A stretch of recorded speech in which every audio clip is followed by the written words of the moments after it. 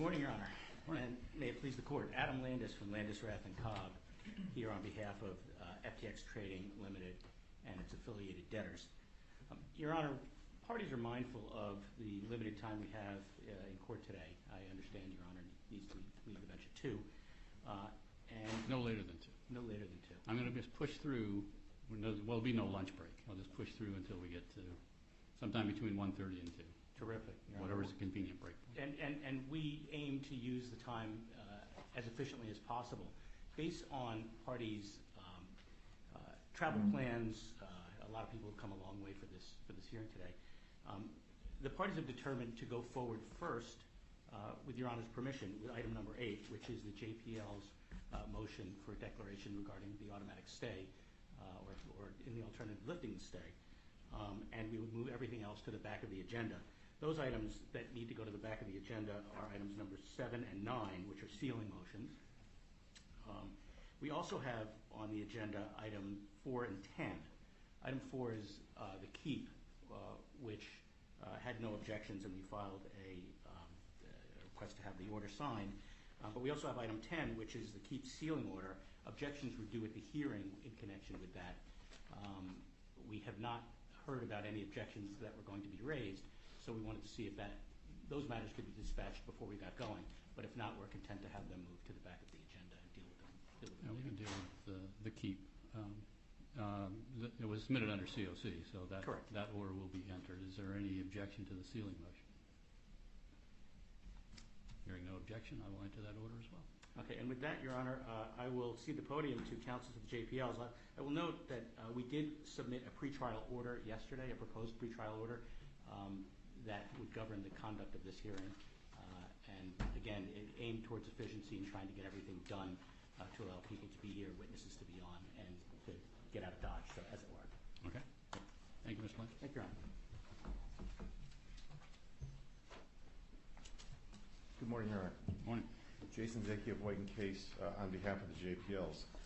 As counsel indicated, we have conferred with counsel for the debtor, the committee, and the other parties, and have a proposed process to go forth today with the court's permission, and I'd just like to lay that out for you. First, the parties have agreed to waive openings and proceed directly to the evidence. Okay. With respect to the evidence, the parties have agreed to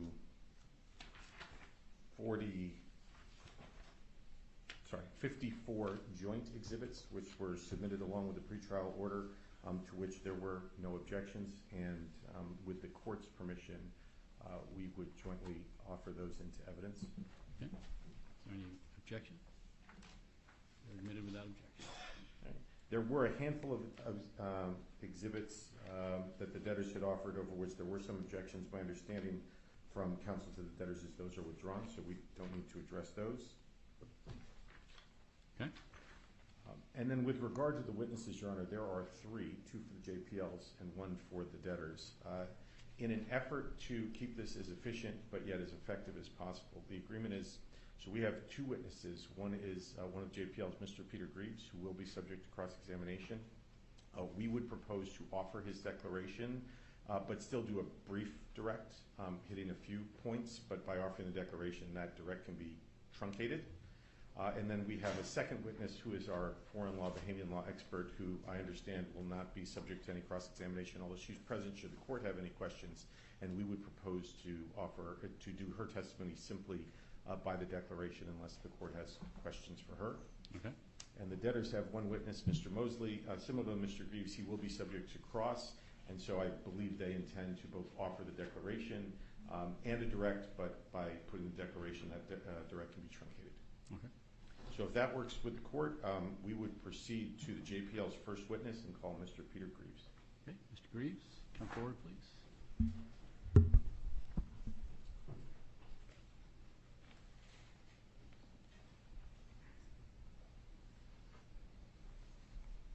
Please take a stand and remain standing. Please raise your right hand. Please state your full name and spell your last name for the court record, please. Peter James Greaves, G-R-E-A-V-E-S. Do you affirm that you tell the truth, the whole truth, and nothing but the truth to the best of your knowledge and abilities? Yes. You may be seated, Your Honor. Thank you, Your Honor. As I indicated, Mr. Greaves submitted a declaration. It can be found at docket number 1194 in support of the JPL's motion, and we would offer that declaration into evidence at this time. Any objection? It's admitted without objection. Thank you. Mr. Greaves, good morning. Good morning. Could you please introduce yourself to the court and tell us what you do for a living, sir? Yes, good morning, Your Honour. My name is Peter James Greaves. I am a partner in PricewaterhouseCoopers, based in Hong Kong, and my role there is to lead PwC's insolvency and restructuring practice across Asia Pacific. And roughly how large is the group that you lead at PricewaterhouseCoopers? Across Asia, it's several hundred partners and staff. And how long have you worked as a restructuring professional?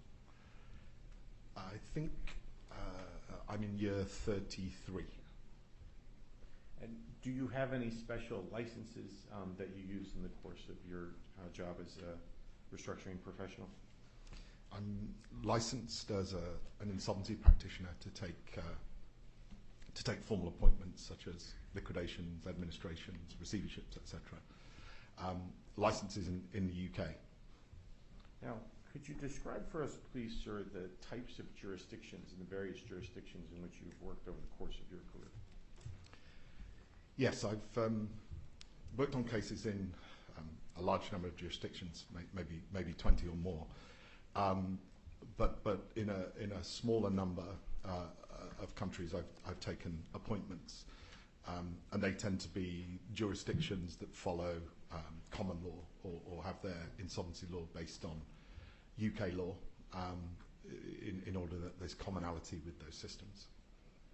Now, over the course of your career, could you just describe to the court the experience you've had with liquidations or provisional liquidations under the English system? Yes, as mentioned, I get involved in a number of different formal appointments, varying slightly by jurisdiction, but liquidations, I think I would have been involved in, perhaps 100 or more over my career so far. And could you describe for us, please, sir, under the English system, what the duties of a liquidator are? Yes, at its simplest, it's to investigate and establish the assets of the estate, and on the other side of the tally, to investigate and establish the creditors, the liabilities of the estate, and to try and match those with the other side. Now, prior to your work on the FTX digital markets case, had you ever served as a liquidator in any case in the Bahamas? I have not. And could you please describe for me what the requirements are or qualifications for a liquidator or a provisional liquidator to serve in the Bahamas? Yes. To present oneself to the court as being able to take such an appointment, the practitioner needs to be locally based and locally experienced, or have a qualification or a license recognised by the Supreme Court of the Bahamas. And the UK license that I hold qualifies. I think there are maybe two more, maybe Canada and Australia as well, allow one to take appointments in the Bahamas. Now, I'd like to shift a little bit to talk about this particular engagement. Who appointed you to your role as a joint provisional liquidator for the estate of FTX Digital Markets? The appointment was made by the Supreme Court of the Bahamas. And when did that occur? I was appointed on Monday, the 14th of November 2022. Prior to your appointment as a joint provisional liquidator for FTX Digital Markets, did you have any connection or involvement with FTX or any of its affiliates? None whatsoever, no. Prior to your appointment as a joint provisional liquidator, did you have any connection or involvement with any of the founders of FTX? No, I did not. No. Could you please describe for the court, generally, what, if any, fiduciary duties you have in your role as a joint provisional liquidator, and who those duties may run to? Yes, the provisional liquidators are supervised by the appointing court. The primary fiduciary duty is to the creditors of the company, all creditors of the company. Now, as a joint provisional liquidator for FTX Digital Markets, what is your goal? What is it that you're trying to accomplish?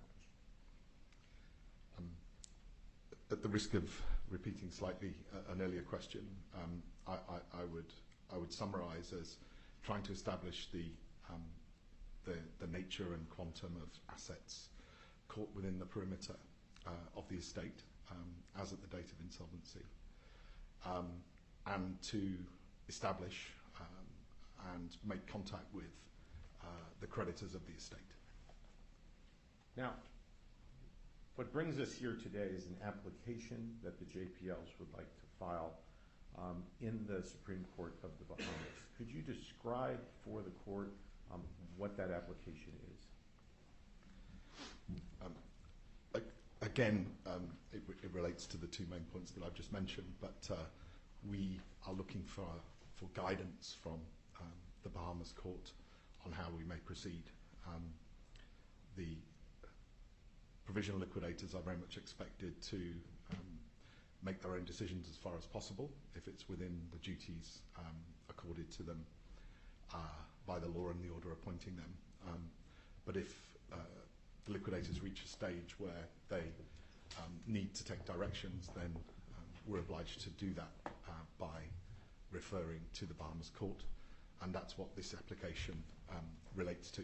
It's seeking directions on a number of points critical to the execution of our roles. I think you said two of the things that you try to identify as a joint provisional liquidator are assets and liabilities of the estate. Could you give the court an example of a specific matter related to the assets of FTX Digital Markets from which you require direction from the Bahamian court? Yes. Without necessarily going through all of them, the assets that, from the records we have, appear to be in the estate or likely in the estate at the outset were cash in bank accounts, potentially digital assets, and then there's some real property and other chattel assets, I'd describe them as. There are questions around who those assets belong to, and if I take the example of cash, the cash that was in the name of FTX Digital at the outset of the insolvency were principally in two types of accounts, either accounts that appeared to be operated for general expenses and were either marked as such or not marked in any particular way at all. And there are other accounts that we took over that are marked for the benefit of, not necessarily stating who they were held for the benefit of, but the assumption is that they may be held in trust for the benefit of customers. And until we can establish, that those cash assets, for example, sit within the perimeter of the estate, and it appears that they do, they're in accounts in the name of the entity, and until we can establish on what basis they're held, whether they're held as a general asset of the estate or on trust for the beneficiaries, which appear may be the customers or customers, then we can't proceed. Now, shifting to the other side of the ledger, could you give the court an example of an issue with respect to the liabilities of the FTX Digital Markets estate from which you would like to seek or need to seek guidance from the Bahamian court? Yes, I suppose the principal challenge that we're facing, or the collective estates are facing, is that it's unclear from the evidence we have available to us to what extent customer relationships transferred or migrated to FTX Digital from FTX Trading. We see evidence that strongly suggests to us that that is likely to have happened, but again, in order to proceed, we need guidance from our court and to get some input to that. Now, in the 33 years that you have worked as a restructuring professional and then hundreds of cases in which you've been involved as a liquidator, have you ever before sought permission from a foreign court in order to go to the appointing court to seek direction? I have not needed to. I don't recall a time when I've had to do that. So could you explain why you're doing that here?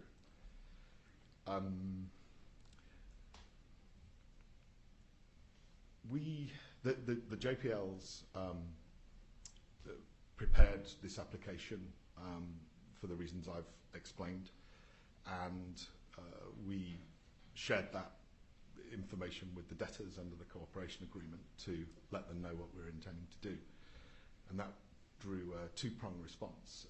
Firstly, an adversary proceeding was filed in this court very quickly thereafter. And secondly, we were put on notice that the debtors believed that we would be willfully breaching the stay if we proceeded with that application. Certainly speaking for myself, but I think I speak for all three JPLs, I was motivated not to fall foul of such a breach if that were the case.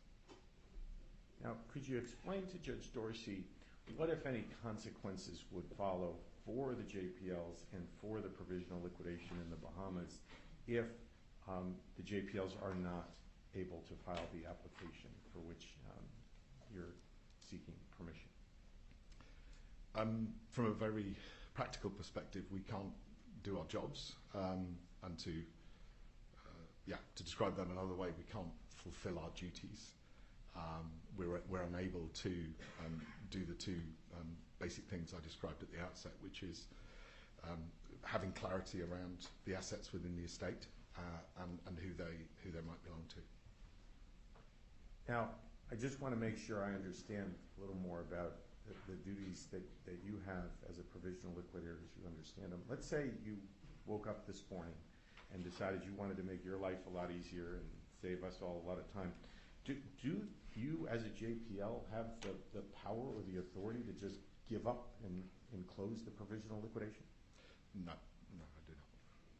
Do you, as a JPL, have the authority to just give up on the effort to identify customers and agree that to the extent any customers migrated to FTX digital markets, you would send them back to FTX trading or some other entity? No such discretion without the permission of the court or the agreement of the court of the Bahamas court to do so. And we're here in Delaware. It's a lovely city. Judge Dorsey's an excellent judge. Do you have the authority as a JPL to just agree that you are going to take your directions from a U.S. court rather than the Bahamian court on any of these issues? I do not, no.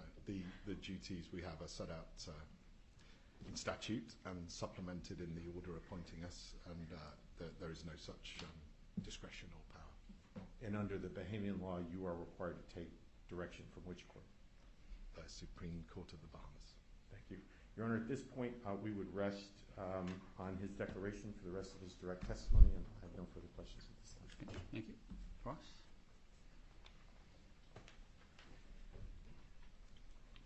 Thank you, Your Honor. Good morning. Good morning, Mr. Greaves. Good morning, Mr. Gutstein. For the record, Brian Gluckstein of Sullivan & Cromwell on behalf of the FTX Chapter 11 debtors before this court.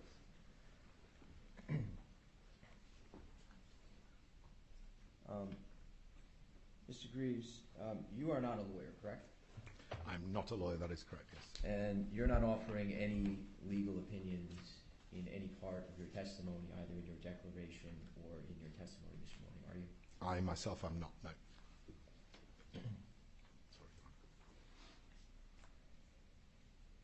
Sorry. Mr. Greaves, you, Mr. Sims, and Mr. Cambridge are charged to act jointly as provisional liquidators with respect to FTX digital markets, correct? Yes, that's correct. In terms of day-to-day work, you personally are more involved in the financial analysis and digital asset issues, aspects of the assignment, correct? That is correct. Not to the exclusion of any other area, but I would say that they're the areas that I spent more time in than others. And Mr. Greaves, with respect to, as you sit here today, the current unrestricted cash position of FTX Digital Markets is approximately $1 million or so, is that correct? That's correct. And the other cash that's currently controlled by the JPLs is in for benefit of accounts, is that correct? Yes, that's right, or accounts where we can see that the activity that went on in the account looks like it may have been for the benefit of customers. And FTX Digital Markets has unpaid accrued expenses that have been incurred in connection with the work that you and your team are doing that exceeds the $1 million that you have on hand, correct? That is correct, yes. And in fact, you estimate that amount to be somewhere currently in the $5 to $10 million range of unpaid expenses, correct? Yes, that is correct. And Mr. Greaves, the only cryptocurrency that the JPLs currently control is an estimated $200,000 or so of illiquid coins that are in a single wallet, correct? That's correct, yes. And the only basis to believe that those cryptocurrency assets actually belong to FTX Digital Markets is that an employee gave you the keys to those assets and stated as much, correct? That is correct, yes. And you have not been able to independently verify that those assets belong to FTX Digital Markets? No, I have not. Otherwise, the JPLs control minimal other liquid assets today, correct?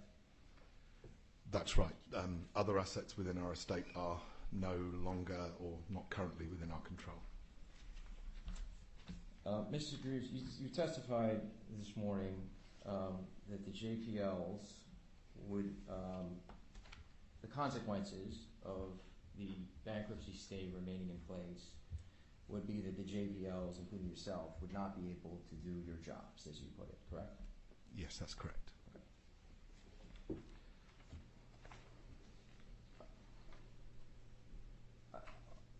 With respect to, you also testified this morning that you don't have the power to take, in your view, take directions from this court with respect to questions of assets of the FTX group estates, correct? Yes, that's correct.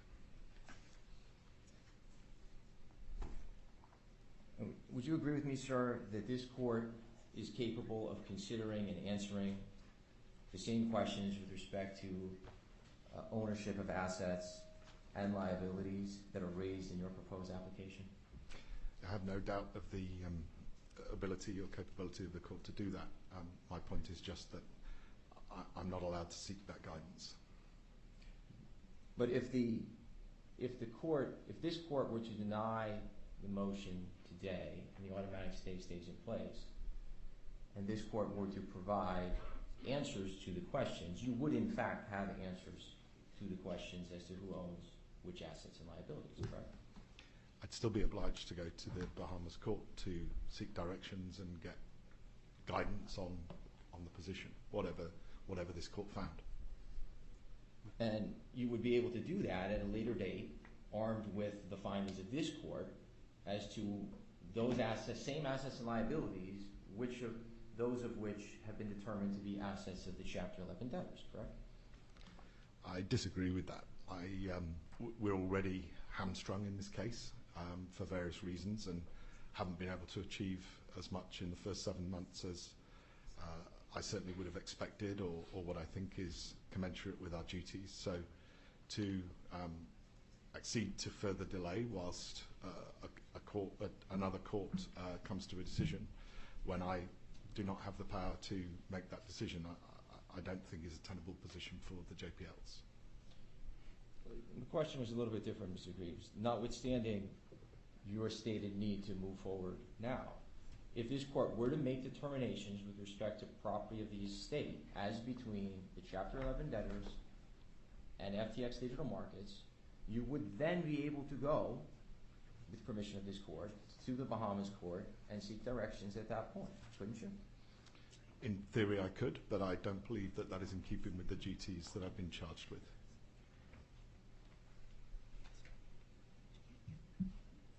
Have you made any requests to the court in the Bahamas to permit this court to decide the issues that are presented in the Chapter 11 debtors adversary proceeding?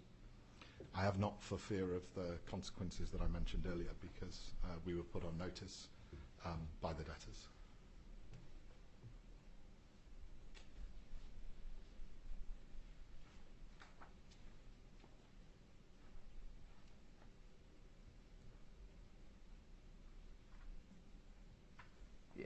I think you testified in your statements this morning, Mr. Greaves, but you are familiar with the adversary proceeding complaint that was filed by the Chapter 11 debtors before this court, correct? I've read it, yes. And in fact, the FTX debtors have asked this court to address the issues the JPLs raised in the adversary proceeding complaint with respect to assets and liabilities of both the states, correct? Yeah, and I understand that the adversary proceeding will need to be heard in due course if it's not dealt with otherwise, and I believe from reading it that it deals with similar or issues that cross over. My point is a different one, that that's a separate proceeding here, and I still have to deal with my own court in the Bahamas and report to it and seek directions from the Bahamas court. And it's your understanding, Mr. Greaves, that irrespective of what happens with respect to the motion pending today, the FTX debtors adversary proceeding will proceed before this court, correct? I assume that it will, yes. And you have no objection to that adversary proceeding and the issues contained therein proceeding before this court, correct? Objection, Your Honor. The pleadings in that case speak for itself. We filed a motion to dismiss, so I don't know if counsel is trying to get the witness to opine on how that's going to get resolved. But we do have a motion to dismiss that case. I'm not asking him to opine on the legal issues, Your Honor. I'm simply asking whether, from a process standpoint, whether Mr. Greaves, as a JPL, has any objection to proceedings continuing before Your Honor. You can answer it best you can. Thank you.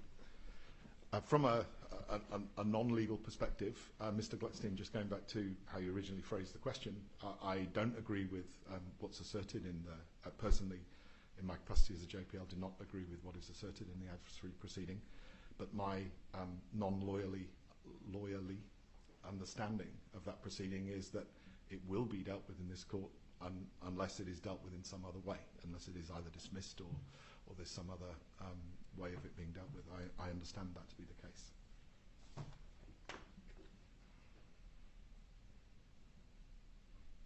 One of the other things you testified about this morning, Mr. Greaves, and in your declaration concerns what you refer to as the liability side and contacting customers. Do you recall that? Yes. The JPLs have actually sent 2 notices to approximately 2.3 million FTX.com customers, requesting those customers provide contact details to you through a website, correct? Yes, the intention of sending that note was to reach out to FTX Digital customers for the purpose of letting them know that the provisional liquidation is in train and requesting them to submit contact details. It's true, Mr. Greaves, correct, that the JPLs used contact information for these 2.3 million customers obtained from a file that was pulled from an employee computer in the JPL's possession. That is correct, yes. The JPLs did not do anything to vet that list as to whether those names on it were customers of FTX Digital Markets before reaching out to those 2.3 million people in January of 2023, correct? The vetting that we carried out was to look at the file. It was marked as a list of customers. It was on the machine of an FTX Digital employee. And in discussions with employees, remaining employees, it seemed to us that it was the best record that we have, or had, but I believe it's still the best record that we have of potential creditors of FTX Digital. And the duty that we have is to reach out to potential creditors. And in all circumstances, being starved of other data, which I firmly believe belongs to the estate of FTX Digital, we did indeed take the decision to proceed to reach out per our duties to contact potential creditors. But in fact, Mr. Greaves, you don't have information to know one way or the other whether any employee from whose that file was extracted was an employee solely of FTX Digital Markets or is an employee of FTX Digital Markets and other entities in the FTX group, correct? I have some idea. There are certain employees I'm aware of who were double or triple hatted. They had roles with one or more entity. There were other employees who, from the payroll records I can see, were only ever employed by FTX Digital. And I suppose the largest category of the latter would be those hired into the group for the first time after the creation of FTX Digital in the Bahamas. I personally think it would be very unlikely that they would have been previously employed by other FTX group companies, and highly unlikely that they were also employees of other group companies. Did you, from whose computer was this list obtained? I don't recall sitting here which of the employees it was on.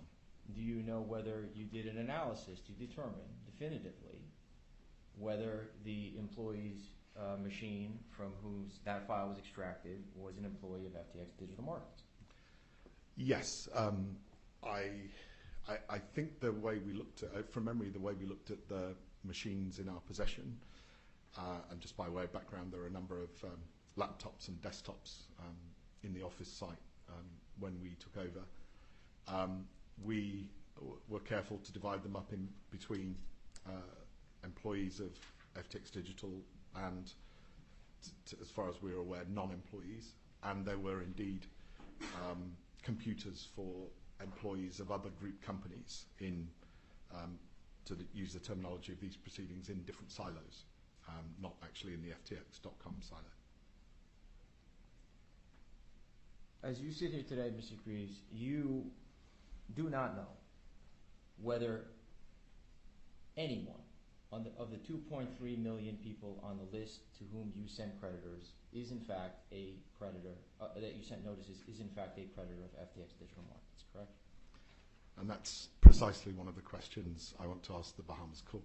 I need help to understand that. I have reason to believe that they are likely to be FTX Digital creditors, but I need help in deciding that.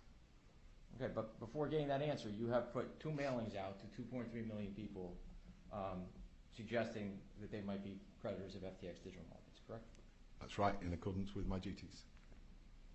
And to date, there have been approximately 46,000 individuals who have registered on your website, is that correct? That might be slightly out of date, but yes, I think 40, 45, 50,000 so far.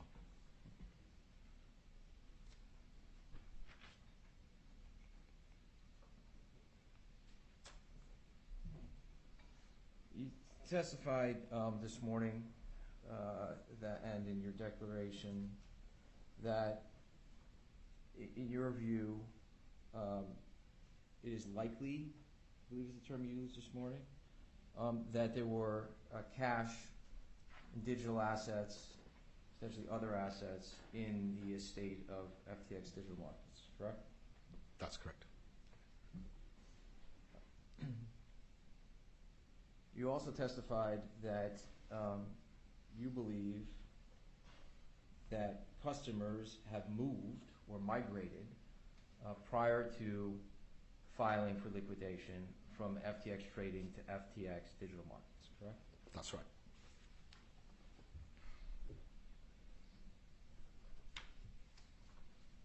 And you've reached that conclusion based on a 5-page document called a migration plan that was attached to your declaration, interviews with a handful of employees, and publicly available announcements, correct?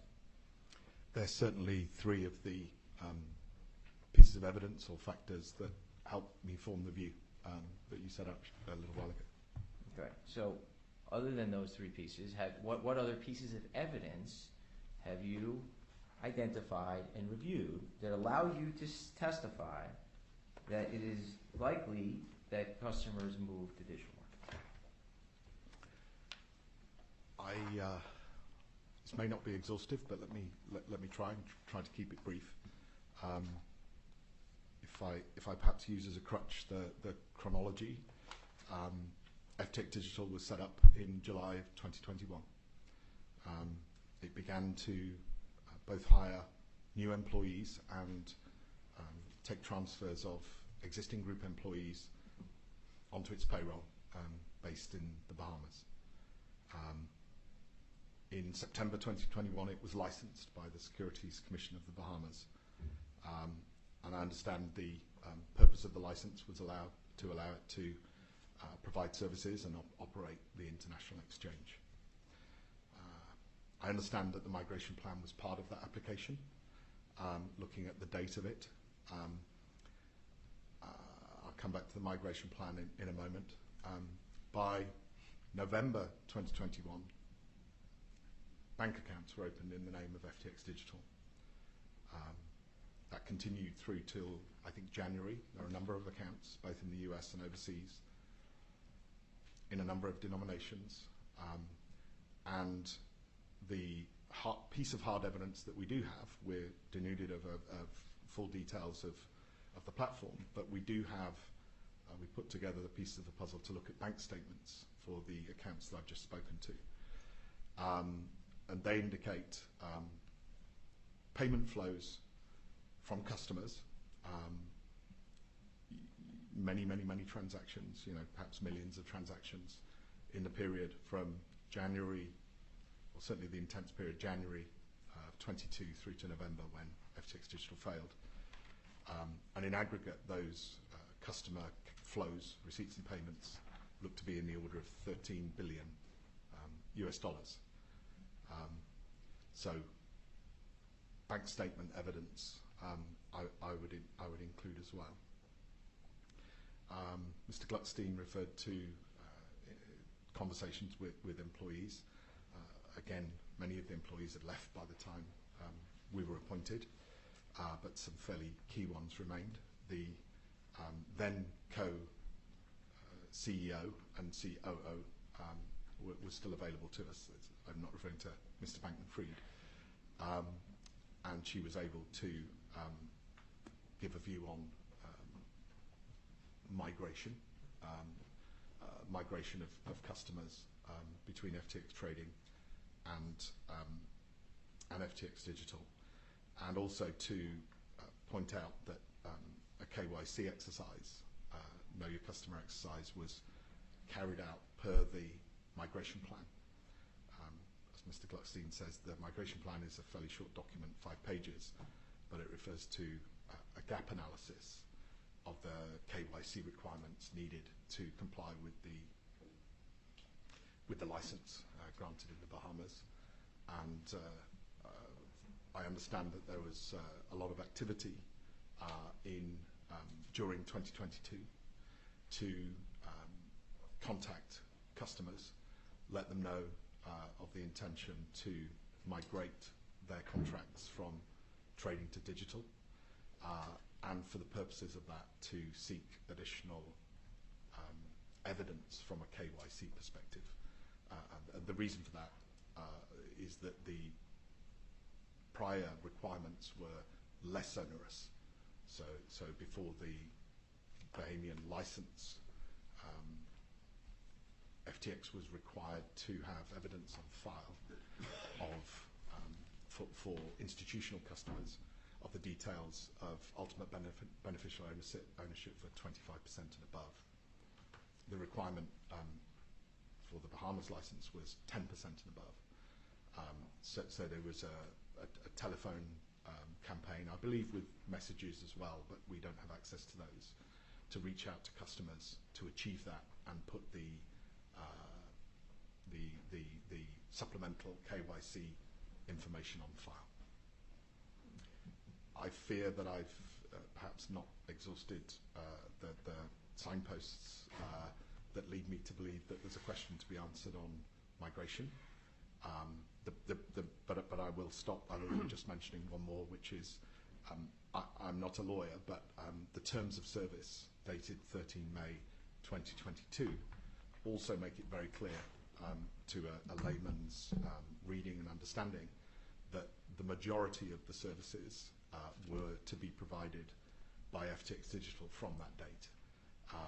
And it's our understanding, not least from evidence provided by the debtors, that those terms of service were posted on the website and would have been publicly available to customers and the world at large.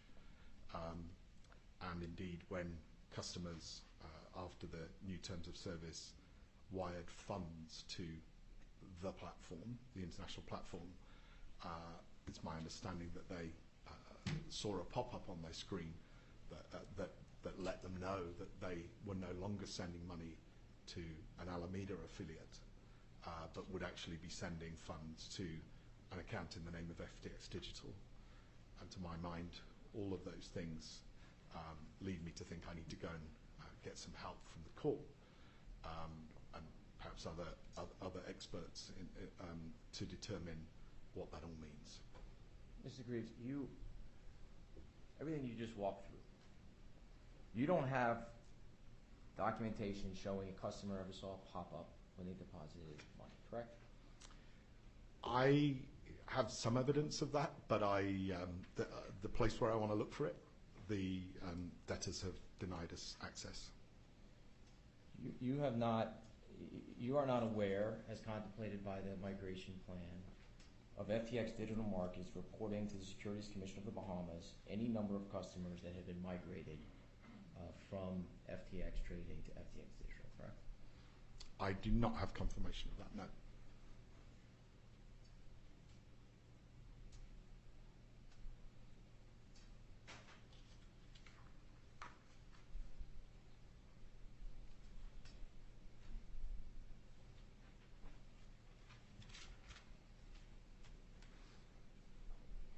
As you sit here today, you do not know whether any customer actually migrated from FTX trading to FTX Digital Markets, correct? As I sit here today, my strong personal and professional view is that there's a body of evidence that suggests they did. I'd like, if it's possible, to see more evidence, and if that isn't possible, to seek directions from the Bahamas court on whether migration happened. And if this court answers the questions posed in the adversary proceeding with respect to which customers, if any, are customers of FTX, of the FTX debtors, or FTX Digital Markets, you will have that answer, correct? I'm not asking this court to do anything or not do anything, and I'm not trying to prevent the debtors from making any application in this court. We're represented here, we're in the Chapter 15 proceedings. All I'm saying is, unless the Bahamas court instructs me otherwise, I do not have discretion to not go to the Bahamas court. If this court, Mr. Greaves, leaves the automatic stay in place, you will have fulfilled your duties because you asked to go to the Bahamas court, correct? I believe my duty is to go to the Bahamas court, and as I say, whilst we're supervised and under court guidance, in my experience, courts, including the Bahamas courts, will expect office holders to use their tenacity and their professional experience to get as far as they can. I think that's the situation we're in, and I personally would like comfort from the court that appointed me that I'm not falling foul of any of my duties. If this court were to rule that it was going to determine the issues set forth in the adversary proceeding prior to any modification of the stay, you will have done your job in discharge of your duties, correct? That may be very helpful if that happened, but I'd still have to go to the Bahamas court. I'm personally just failing to see how I can not seek directions from the Bahamas court, and that's the question I'm trying to ask. Okay. Thank you. No further questions, Your Honor. Thank you. Any other cross? Yes, Your Honor. Ken Pasquale from Paul Hastings for the Official Creditors Committee. Good morning, Mr. Greaves. Good morning, Mr. Pasquale. Mr. Greaves, you've said a number of different times in your testimony so far that you are the application is to seek direction from the Bahamas court, correct? Correct. And that there are certain questions you want to raise with the Bahamas court, correct? Yes, that's right. But isn't it correct that what you really want to do in the Bahamas court is to commence litigation to answer those questions? Isn't that right? I wouldn't agree with that characterization, no. That could potentially be a consequence of the application, but I don't know.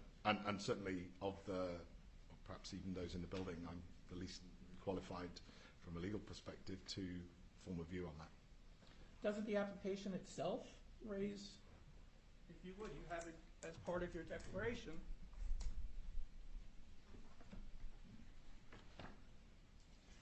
Make sure I reference the right exhibit.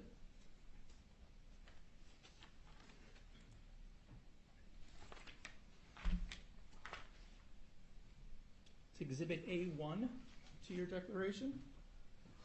There is a section of the proposed application that speaks to appointment of representative creditors. Are you aware of that? You want me to give him a copy? Oh, I assume he had one. Okay, give him yeah, one if you want. let's do that. Thank you. I believe I recall it, but I I'm think sorry, it, Mr. Green. no. You had I it. think it would be prudent for me to refamiliarize myself. Apologies, Your Honor.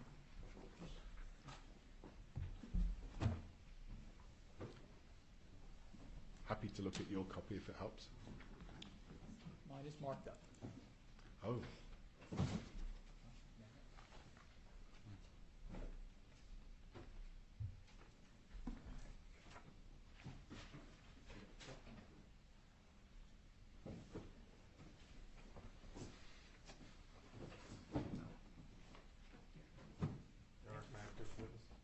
Sir.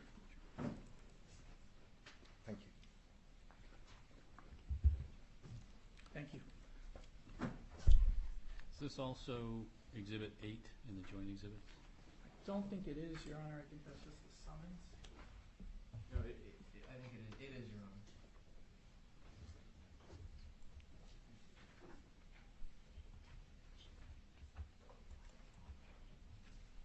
Our binder didn't have it. It is. It looks like it's joint exhibit 8. I've got it. Thank you. Thank you, Your Honor. I just give it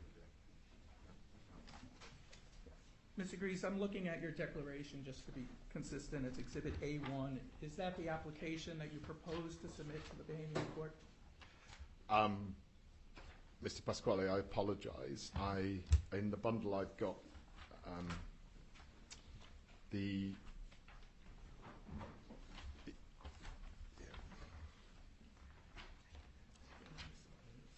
yes, I apologize. It is. I have it. A1 is the application. You do have it. Okay, Apologies. and let me ask you to turn to page 27 of that application. Okay, so it's not Joint Exhibit 8 because there's no. It is not, Your Honor. Joint Exhibit 8 only has just 5 has the pages. summons. Yeah.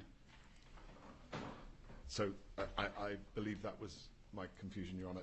Am I referring to page 27 of the affidavit supporting the summons?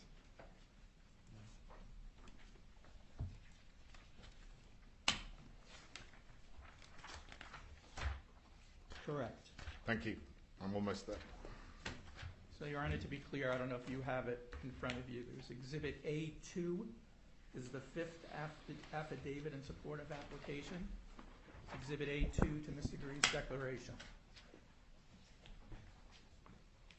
Your Honor, not to complicate matters further here, if I may, though. That document is attached to Mr. Greaves' declaration, but that proposed affidavit is not in evidence of this hearing, so because it's not of evidentiary value and there is no dispute about that. So I think that is why you only have the summons, which states the claims to be brought. That was moved into evidence this morning as part of the joint exhibit list, but that affidavit is not in evidence of this hearing. Thank you, Mr. Mr. Glucksy. Pasquale is referring to now. So I assume it's being used for impeachment purposes. It is, Your Honor. Okay. So trying to ask a couple of questions. I am not seeking to put the document into evidence. All right. So, thank you, Mr. Glucksy. Thank you, Your Honor. So I think we're together, Mr. Greaves. You're on page 27, section 16. I am. It says appointment of representative creditors. Yes. Okay.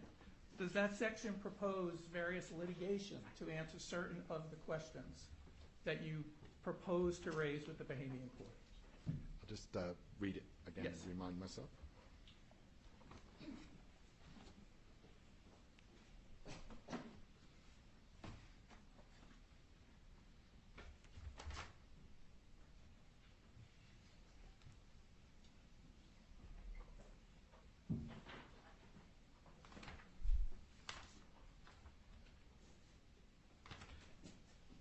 Mr. Pasquale, I've read down to the end of 114. My understanding of this section is that it's describing potential steps once the application is made to the Bahamas court, and as has been established, I shouldn't talk to how proceedings run in the Bahamas court. It's not my area of specialism, but I understand that it's likely that such matters the Bahamas court would be assisted in its understanding of these matters and in giving directions by seeking to hear the position of creditors or customers. That's my understanding of this section. Okay, and those creditors have not yet appeared in the Bahamian case, have they?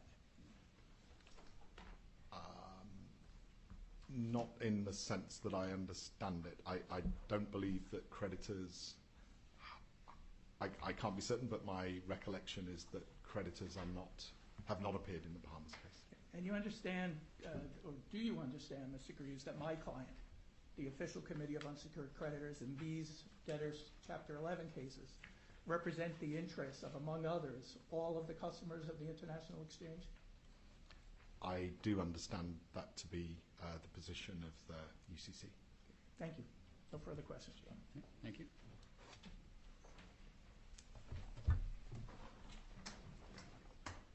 Good morning, Mr. Greaves. I'm Jeff Sabin from Venable LLP, who represents a group of ad hoc international customers who filed a statement in partial support of your motion, and I'll be very brief because I have 3 questions. First, do you believe it is within your duties to negotiate a protocol or other arrangements for the Bahamas court and or this court to decide the non-U.S. law customer issues as you define them in your draft application? My understanding or belief is that that would be a matter for the courts, the court or courts. I could certainly imagine that that would require input from the JPLs. If this court were to decide to order or to suggest a procedure for a joint hearing of this court and the Bahamas court to adjudicate those non-U.S. customer issues, would you be in favor? I would be guided by the court that appointed me. But if I take the spirit of the question, I'm interested in finding the answers. So would like to make the application to the Bahamas court, and I don't think I then get to influence how the 2 courts decide to work together. Finally, if that were to happen, right, a suggestion of a joint hearing, would that meet your duties as you understand it? If the Bahamas court were able to confirm that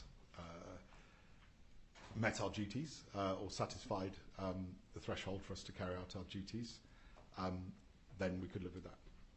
Thank you, sir. Anyone else wish to cross before I go back or redirect? Okay, redirect.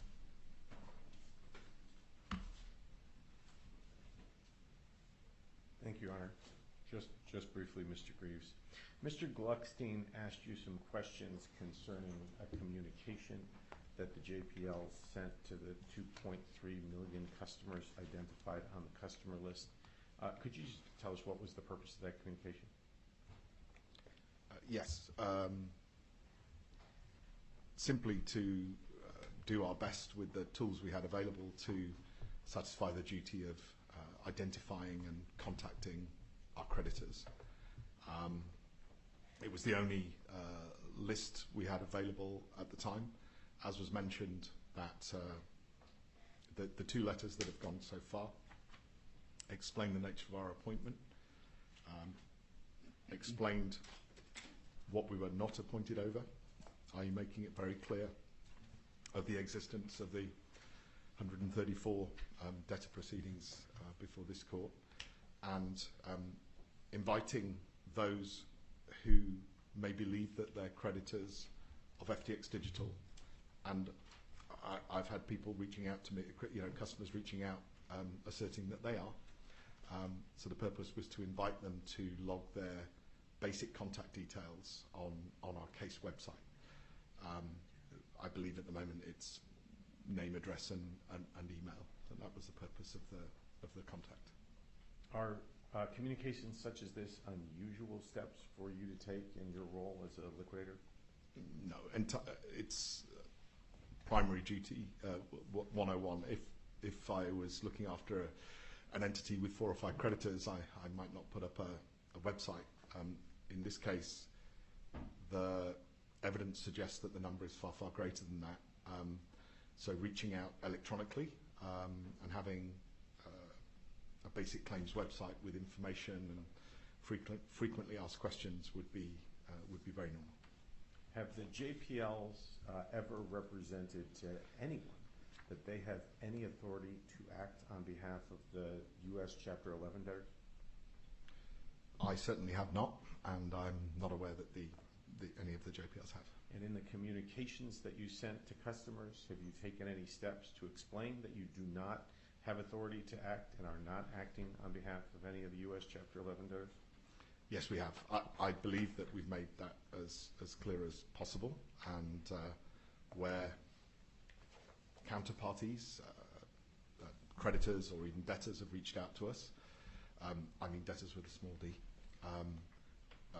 and it's clear or reasonably clear to me that they should be reaching out to the debtors. I've passed on the contact details and explained why I can't deal with their query. Now, shifting topics, Mr. Gluckstein asked you about the unrestricted cash position of the JPLs. Do you remember that? I remember, yes. Okay, and I think you told him that with regard to cash that wasn't held for the benefit of customers or arguably held for the benefit of customers, your current balance was less than $1 million? Yes, I don't know the exact number, but I think that would be a few $100,000 left.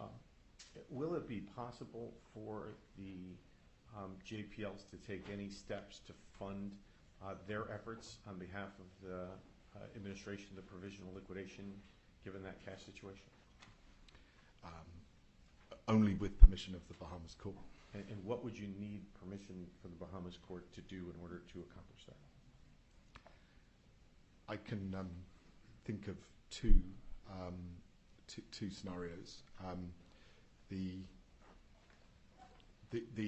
order appointing us and the statutory duties and powers laid out in the Act in the Bahamas basically divides up powers that the JPLs have between those that they can carry out themselves and those for which they need leave or sanction or approval of the court. And in that latter bucket, I can think of within the power of the JPLs to make such an application would be to seek permission to borrow funds. That would be permissible with sanction of the Bahamas court. And it would also, excuse me, it would also be possible to my mind to make an application to the Bahamas court for a determination on whether the funds thought possibly or likely to be held in trust for customers were indeed trust funds or otherwise were generally available to carry out the estate. And I would say that second one is a core plank of the application that we're actually making. And if you were prevented from the automatic stay from making that application, what, if any, consequences would there be for the joint provisional liquidation? Well, I'm not going to stop trying to do my job and fielding queries, which we still receive, hundreds each month. But in terms of substantively moving this forward, we would not be able to carry out our duties and not be able to, never mind complete the provisional liquidation, we wouldn't even be able to do our basic roles. So if you were to follow the course that Mr. Gluckstein suggested, and not make any applications to the Bahamian court while you litigate with the debtors for however long, what would be the impact on the JPL's cash position as that occurred? Well, we've already committed expenditure beyond the funds that we have, so we'd be in an impossible situation. Thank you. Your Honor, no further questions. Thank you. Thank you, Mr. Greaves. You may step down.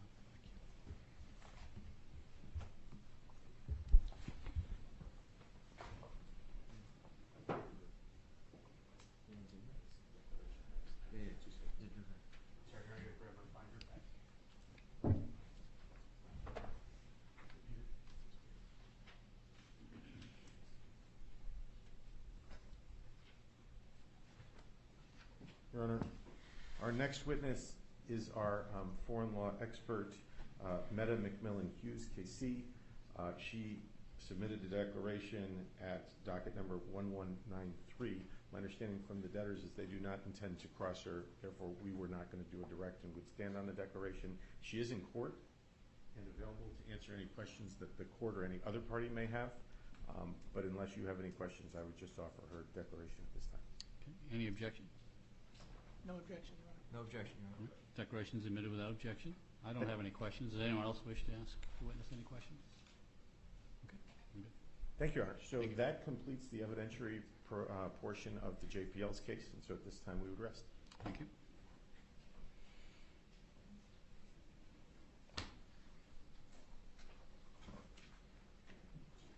Morning again, Your Honor. Brian Gluckstein of Sullivan and Cromwell for the debtors. As Mr. Zakia previewed this morning, the debtors have one witness this morning, and we'd like to call Mr. Edward Mosley to stand. Mr. Mosley, please come forward, take the stand, and remain standing.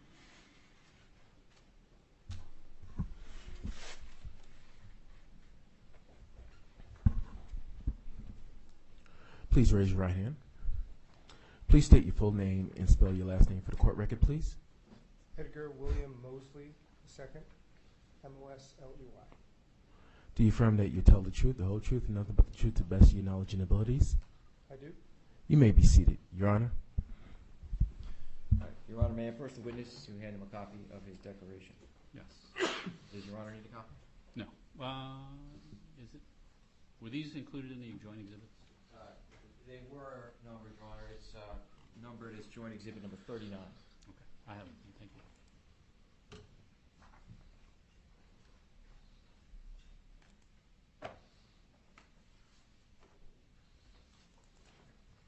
Good morning, Mr. Mosley.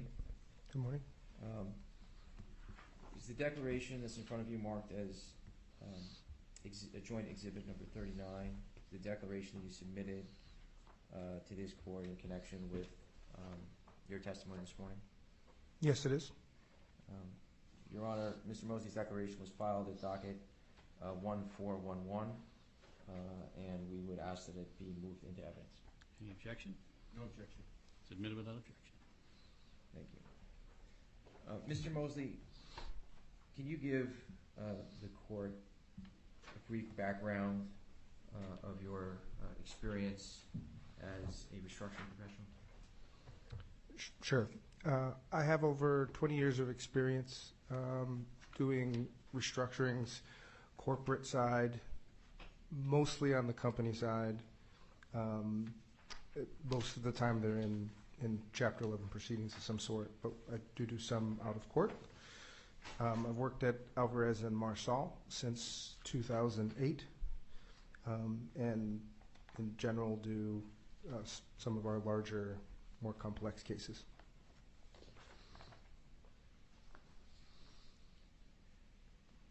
Can you please describe for the court your current responsibilities at Alvarez and Marsal with respect to the Chapter 11 debtors? Sure. I oversee a team of professionals who I organize into various work streams. Those work streams are, wide. We do cash. So part of the job there is to not only secure, but also to project cash balances for the various debtors. In addition, we have a crypto team who are charged with identifying and securing the crypto and digital assets of the estate. That's more complicated than it seems because as part of the debtor's operations pre-petition, there were balances held at third-party exchanges, so we're in the midst of trying to get all those digital assets back.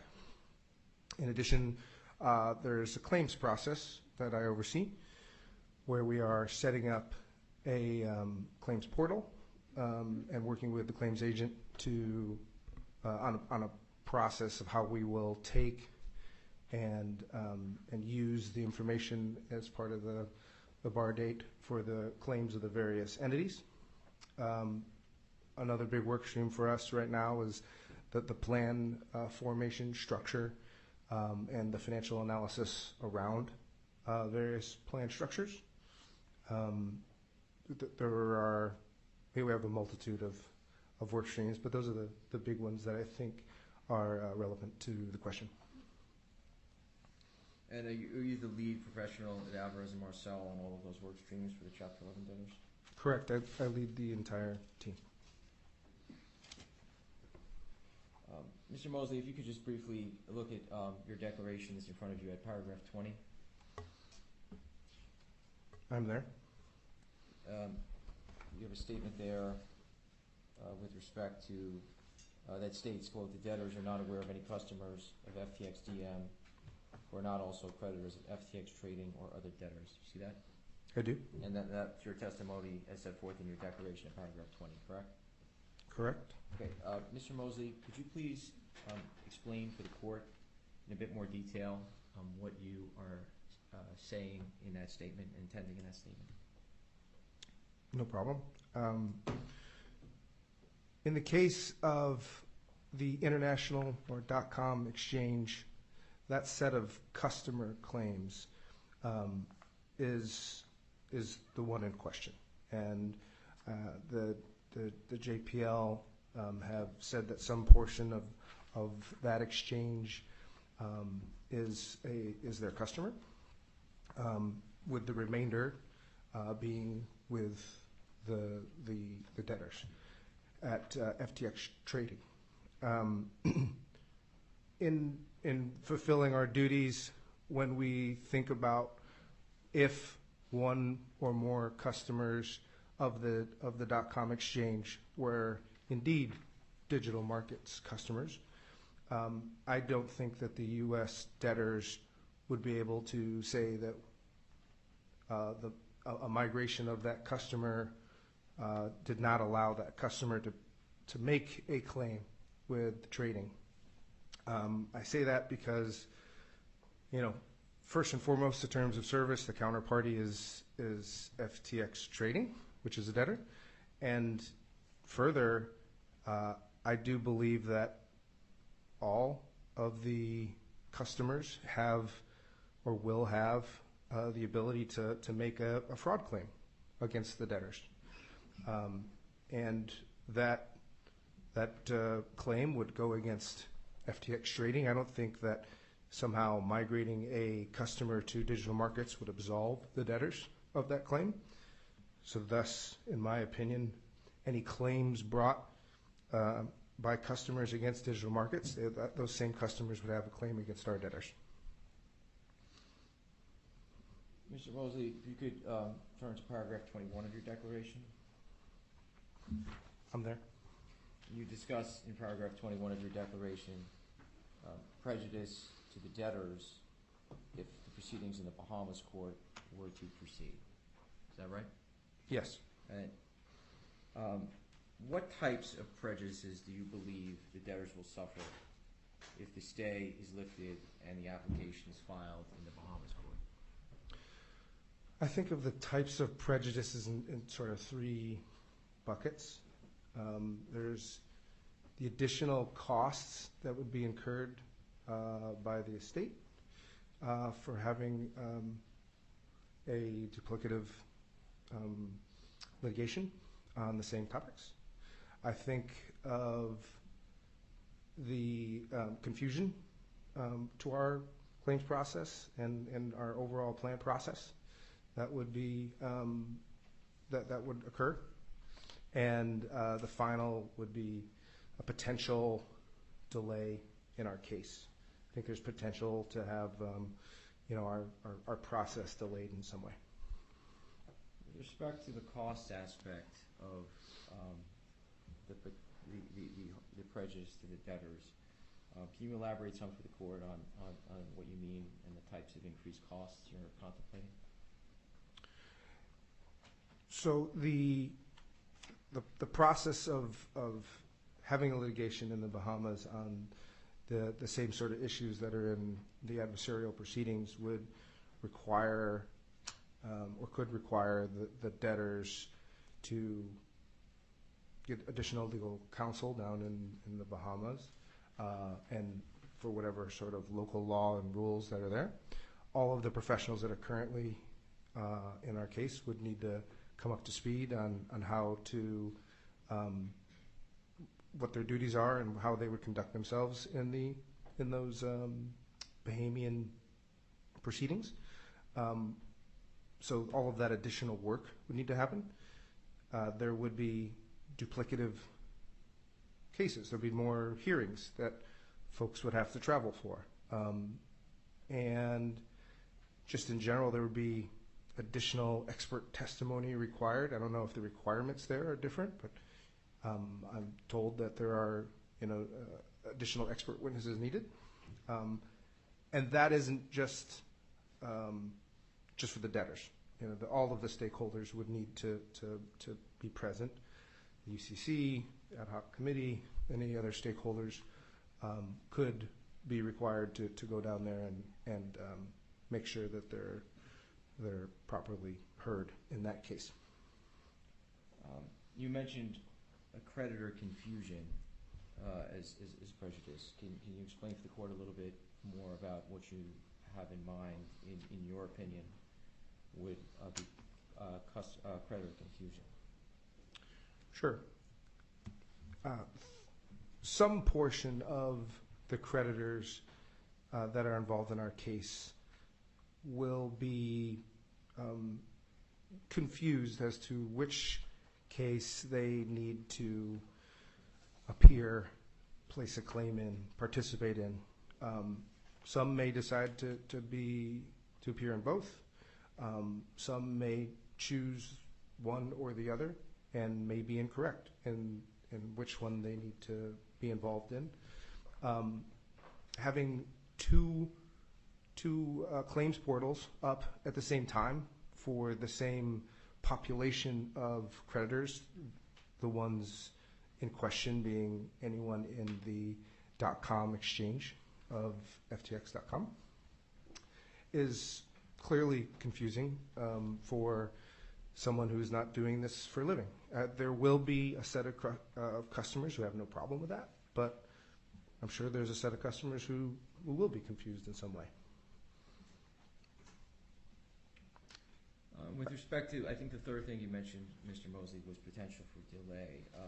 What is, in your opinion, the potential delay caused by duplicative proceeding in the Bahamas? It's a potential. I'm not saying that it's required delay, but there could be a delay in our plan process if we need to wait until the Bahamian court hears the litigation on that issue, and then we'd have to put it in front of Your Honor as well. And every delay, though, in this case is expensive. There's a lot of professionals involved, and the longer the process takes, the more it costs. And so the debtors are very focused on trying to shorten the amount of time. Any potential delay is one that we take seriously.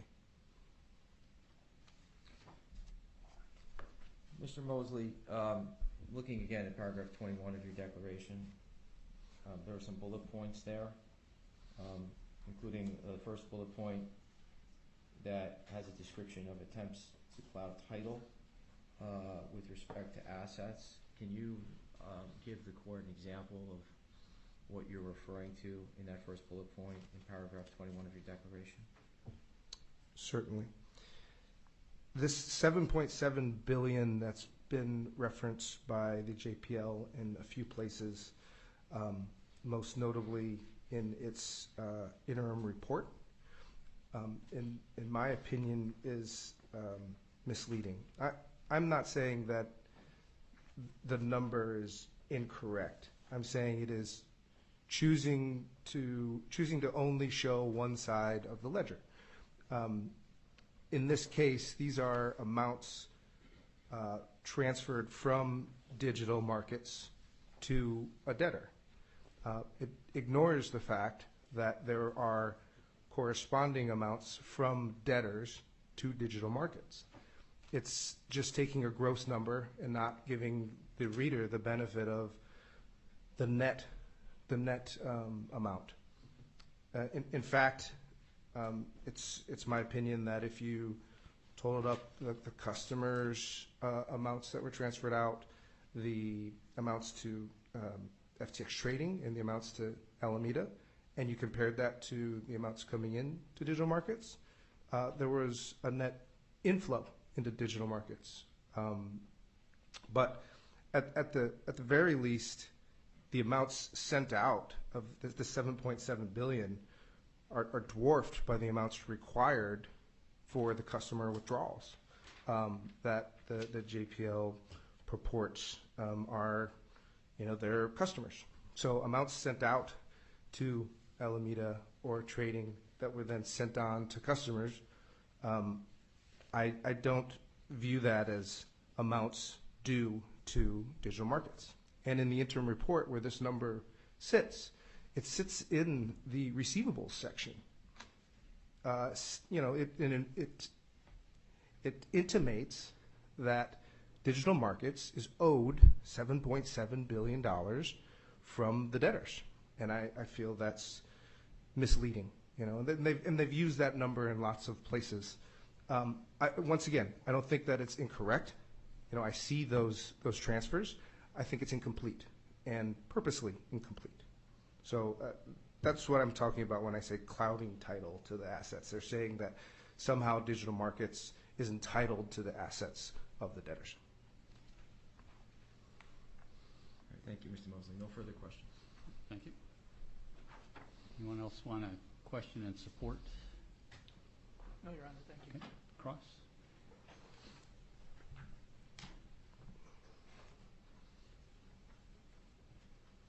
Mr. Mosley, good morning. Good morning. My name is Jason Zake. I'm one of the lawyers from JPLs. I'm going to ask you a couple questions if that's okay. Yes, sir. So first of all, I'd like to talk to you about the terms of service that you referred to on your direct examination.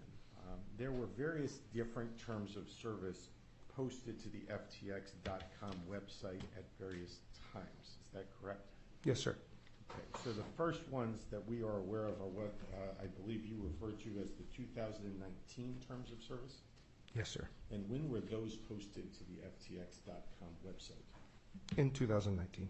And by whom were those terms of service posted to the FTX.com website? If you're saying who the counterparty is, who posted it, I mean, it's FTX trading.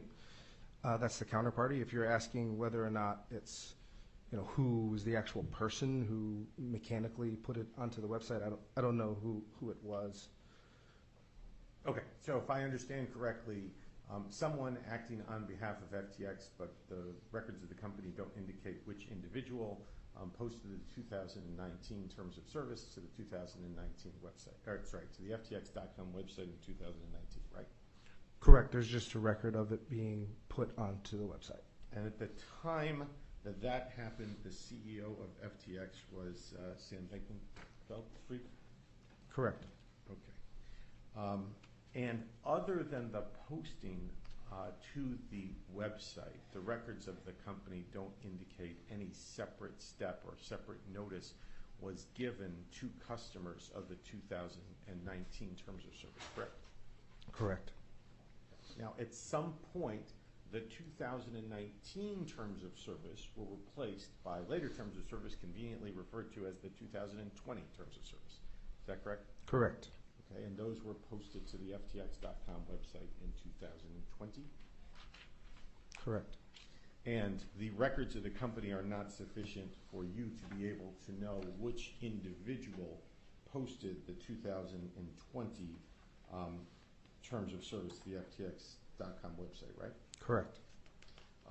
At the time that happened in 2020, the CEO of FTX was Sam Bankman-Fried, right? Correct. Now, it's your understanding that when the 2020 terms of service were posted to the to the FTX.com website, those terms of service replaced the 2019 terms of service. Yes.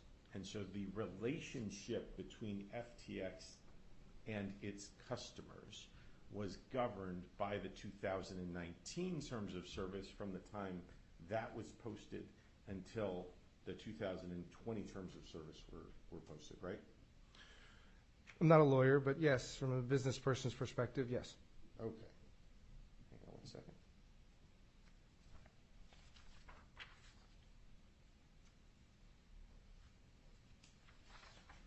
Sorry. And you talk about this in your declaration, right? Yes, sir.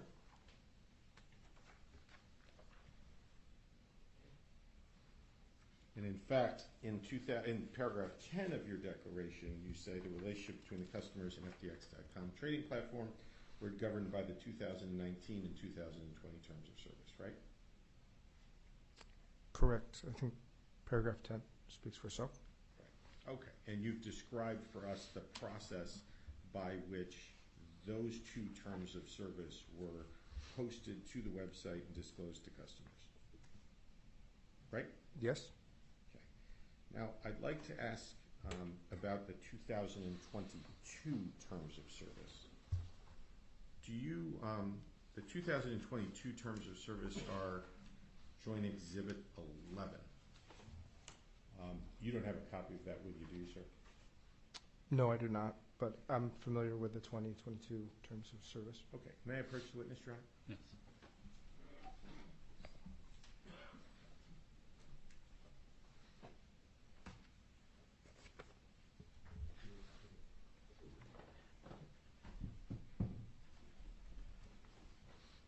Sir, I've handed you what's been marked and admitted as Joint Exhibit 11. Is that the 2022 terms of service? It appears to be, yes. And these terms of service are dated May 13th, 2022 at the top of page 1? They are? And is that the date on or about which these terms of service were posted to the FTX.com website? On or about, yes.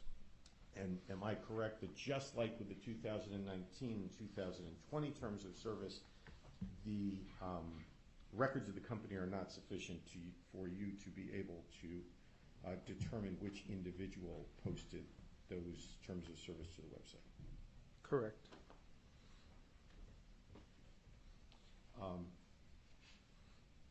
Now, and you address this in paragraph 13 of your declaration, right? Yes, I'm referring to Exhibit H, but that's the 2022 terms of service in my declaration. Correct. Okay. And what you say in paragraph 13 of your declaration is, in May 2022, the records indicate that Mr. Bankman-Fried and or others acting in his direction introduced new terms of service for the FTX.com customers by posting them to the FTX.com website. Do you see that? Yes. Okay. And again, I think you just told me you don't actually know which person FTX posted these to the website. Yeah, I'm referring to Mr. Bankman-Fried because he's the CEO of FTX. Okay, so the basis for your statement in paragraph 13 of your declaration with regard to the 2022 terms of service were that at the time Mr. Bankman-Fried was the CEO of FTX, and so whoever did it must have been working, in your view, at his direction. I'm saying that I'm using Mr. Bankman-Fried in that sentence because he, in his capacity as CEO, he directed, the operations of FTX. So it's his decision to put that on the website. Oh, just as he was the CEO directing the operations of FTX with respect to the 2019 and the 2020 terms of service, at the times that those were posted to the website. Correct. And in fact, sir, as far as the records of the company indicate, and as far as you are aware, the process, the mechanical process by which the 2019, 2020, and 2022 terms of service were loaded to the website is the same. Mechanically, I think it's the same. And with respect to the notice given to customers, or the lack of separate notice given to customers of the posting of the terms of service, that's the same with regard to the 2019, 2020, and 2022 terms of service, right? No difference. I don't know. I think it's a legal determination what's required for. Well, I wasn't asking you about what was required. I was just asking whatever was given was the same for all three. Yeah, I wasn't finished. Sorry. I'm saying I don't know I'm not a lawyer, so I don't have the legal determination of what's required. But I think that mechanically the same notice was given for all three. Okay. Now, I'd like to ask you a couple of questions about Joint Exhibit 11, which is the 2022 terms of service. I think you told us on your direct testimony that FTX Trading was the counterparty with the customers with respect to the terms of service. Did I hear you correctly? Yes, in paragraph 1, FTX Trading is the counterparty to the customer.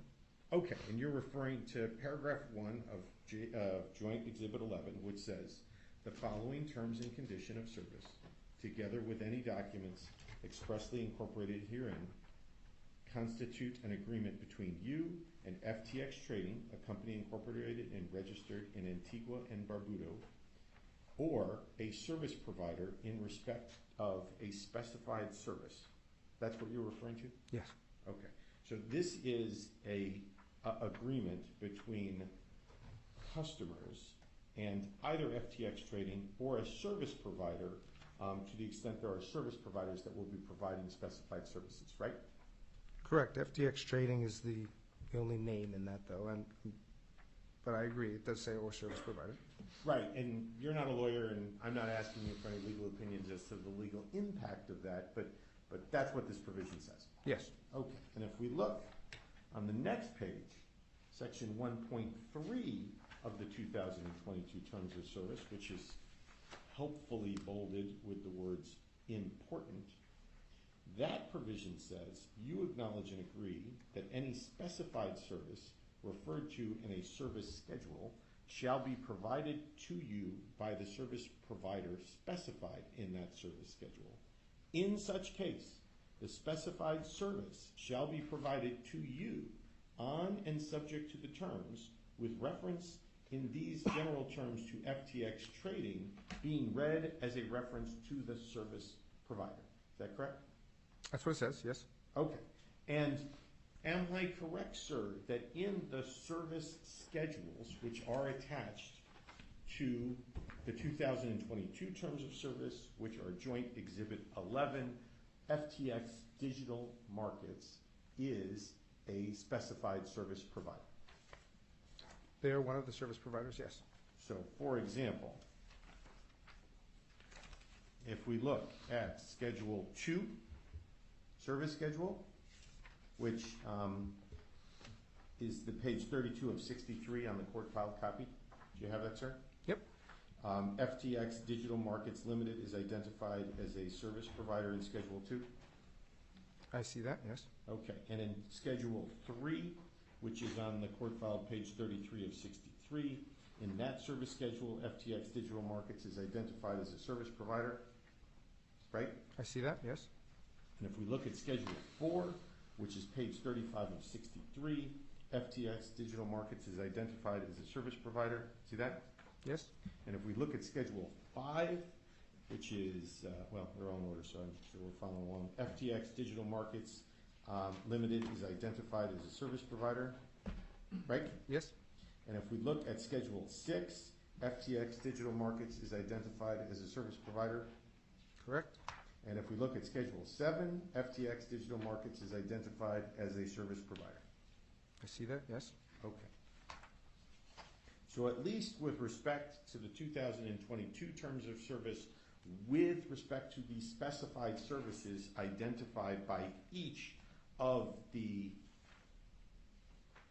with respect to the services addressed by each of the schedules that we just reviewed that provide that FTX Digital Markets will be the service provider, these terms of service are an agreement between the customer and FTX Digital Markets, right? I don't, that's a legal determination. I think there's more that goes into it. I'm not a lawyer, though, so I can't really tell you what the legal determination is. I am happy to agree with you when you point to the document and say that Schedule 1 through 6 or 7 say digital markets, but I don't. I think on our side of the house, when we say whether or not who's the counterparty, we have not made the legal determination that FTX Digital Markets is the counterparty of this agreement. Fair enough. And you're not offering any legal opinion, and Nope. I didn't mean to ask you for one.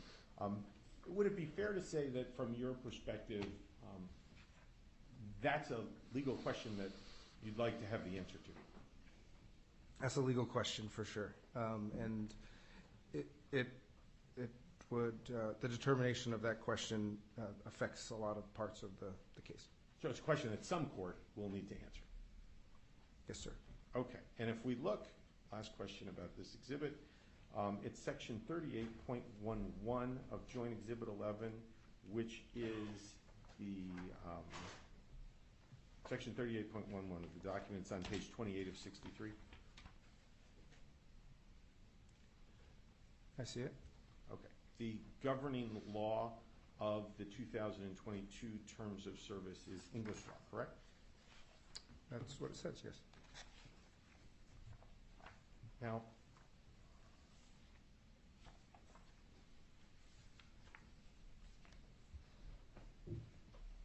in your declaration, in Section B of your declaration, paragraphs 14 through 18,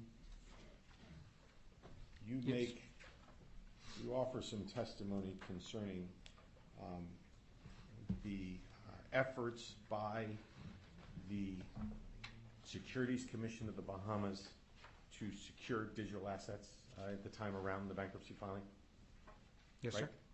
Sir. I just want to be clear, sir, other than the fact that one of the JPLs, Mr. Brian Sims, was copied on one email, which you refer to as Exhibit, I believe, L of your declaration, you don't have any personal knowledge about what, if any, involvement the JPLs had or didn't have in anything that the Securities Commission did with regard to the securing of the digital assets, right? There's more than one, set of communications, but as attachments to my declaration, we only put the one in there. So if you're referring to the attachments, I agree. There's only that one attachment, that's the one which Brian Sims was, CC'd the communication from the official communication from the commission to Mr. Sam Bankman-Fried. Okay, and you weren't, you don't have any, other than things that you've seen in documents, which the court will consider whatever evidence was admitted, but other than that, you don't have any personal knowledge of anything Mr. Sims or anybody else did or didn't do with regard to the security of those digital assets, right? Correct, I don't have any personal knowledge of it. Okay. Now, I'd like to talk to you a little bit about prejudice, which is some of the testimony that you offered on direct examination in response to Mr. Gluckstein's questions. One of the things I think you said was the debtors were prejudiced by the decision of the JPLs to establish a claims portal. Did I understand that right? What I said in my direct was one of the ways that the debtors could be prejudiced. And then inside here, there are examples of actions of the JPL that have already affected the debtors, one of those being the claims portal. Okay, and the claims portal exists today, right?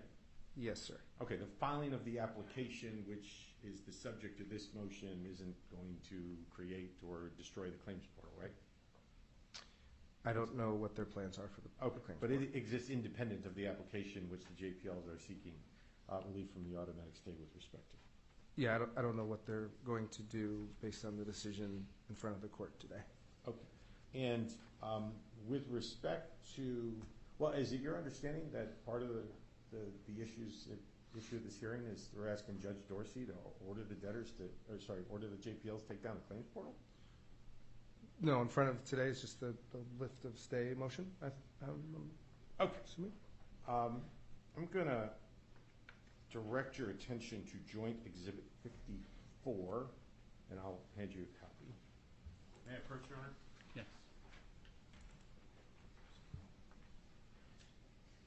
Thank you. Joint Exhibit 54 is the communication which the JPL sent to customers, which you referred to on your direct examination. Is that correct? Yeah, give me 1 second. I'm looking for Sure. which exhibit it is. The exhibit number is on the bottom right-hand corner. That's the joint exhibit number. I'm looking for the exhibit to my Oh, okay. declaration.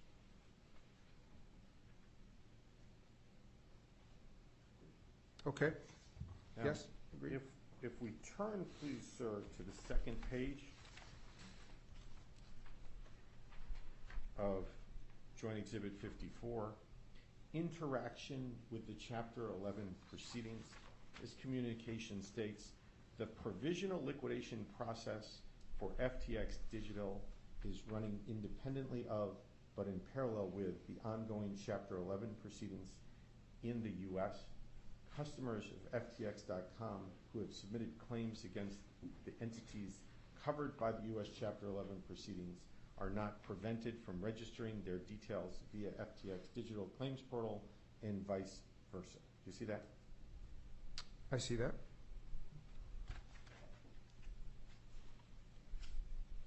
Now, one of the other areas of prejudice that I believe you identified during your direct examination was cost. Yes. You haven't quantified any estimate of cost of what it would cost the Chapter 11 debtors to litigate the application in the Bahamas, have you?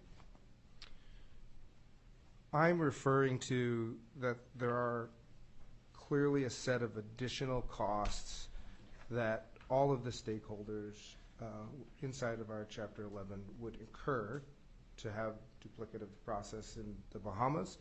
I don't usually put together professional fee forecasts for other professionals, but I put together many budgets on professional fees in various cases, so I have an understanding of sort of quantum of those and what would be the other impacted professionals that would have to go down there. So no, I haven't prepared a specific schedule, but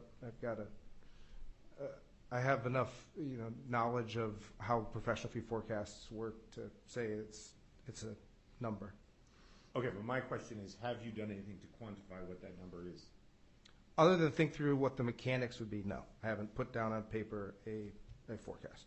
Okay, and if you haven't quantified what that number is, I assume you haven't compared whatever that number is to the total amount of administrative expenses that have been incurred by state professionals in the course of this Chapter 11 case. The purpose of me saying that it's prejudice is that it would be additional costs from my process for a duplicative set of matters that would need to be decided by a judge. So this would be on top of whatever I have in my forecast. So that's why I've said it's additional cost. I don't compare it to what the administrative burn for the whole case is. I compare it to what would it be versus my base case, which is the Chapter 11, and so it's clearly on top of, because it's the same matters in our adversarial proceeding being heard somewhere else in which I have to do additional things. Could you just give me what, if you know, what are the total professional fees incurred by the debtors to date in connection with Chapter 11 cases? I don't have that offhand. It's part of the record, though. All of the fee applications are on file. You could go and add all those together. Okay. Fair to say whatever the incremental cost of the Bahamian proceedings would be fairly small in comparison to the total amount of costs incurred by these estates for professionals so far? Any amounts that would be in addition would come right out of the creditor's pocket. So maybe it's small in comparison to the total professional fees, but it clearly would mean something to the creditors. And you don't have any experience in legal proceedings in the Bahamas, right? I've never appeared in the Bahamas. And I think we established you're not a legal expert offering any legal opinions, right? I'm not a lawyer, no. So you're certainly not offering any opinions concerning the Bahamian legal process. I am not. And one of the things you talked about, which I assume is related to cost, is also delay. Yes, sir. Okay. You don't have any basis to know or opine on how long the Bahamian court would take to dispose of the issues raised in the application, right? Yeah, I referenced potential delay. I don't know how long or if. And you don't know how long it might take this court to deal with any of the overlapping issues in the Chapter 11 cases. Correct. It's required, and so it's built into our timeline. Okay.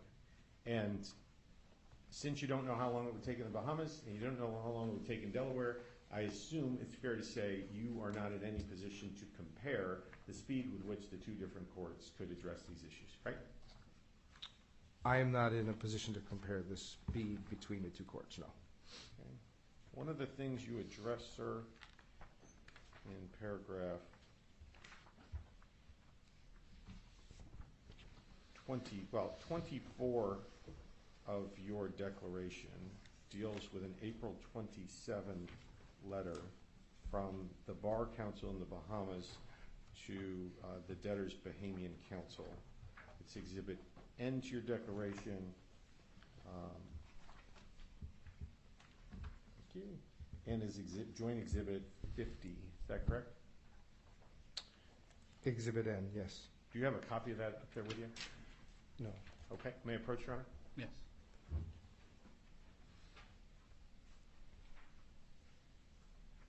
Thank you.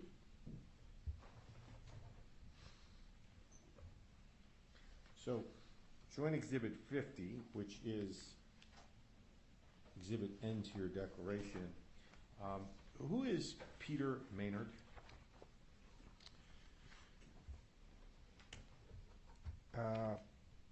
Peter Maynard is an attorney at Bay and Devereaux Streets, I guess, in the Bahamas. Sorry, didn't mean to interrupt. No, I'm done. Sorry. Is he the debtor's Bahamian counsel? Yes. And Jason Maynard, is that a lawyer at Mr. Peter Maynard's firm who also represents the Chapter 11 debtors in the Bahamas? I think so. Okay. And this letter was received by the Bahamian by the debtors' Bahamian lawyers from the Bahamian Bar Association on April 27, 2023? Correct. Okay. And it concerns the application to have Mr. David William Allison, KC, specially admitted to appear as counsel of record for the Chapter 11 debtors in the Bahamian proceedings, right? Correct, as sort of expert in for the King's Counsel type of thing, English law. Right. And this application was to have him appear as a lawyer in the Bahamian proceedings. I'm not familiar with what exactly the application did or didn't require. Okay, so you don't know what the application filed by the debtors asked for, to which this was a response? All I know is that we were not allowed under that application to have Mr. David William Allison appear in the Bahamas for us for what we viewed as English law requirements that we needed. And that this says that, I'll let it speak for itself, this document. Okay, so you knew that the Bahamian proceedings concerned issues of English law, and Mr. William Allison is a lawyer based in the United Kingdom? I think so, yes. Okay, and the debtors wanted him to appear in some capacity in the Bahamian proceedings? Correct. And this is the response from the Bahamian bar with regard to that application, right? I think so, yes. Okay, and it says, if we look at the bottom of the first paragraph, I advised that a usual requirement for special calls is canvassing all other local King's Counsel to ascertain their expertise and availability to be retained for the necessary application. Do you see that? I do. Do you know what a special call is? I don't know, but it's capitalized here. Okay. Do you know what the canvassing requirements are that are referred to here?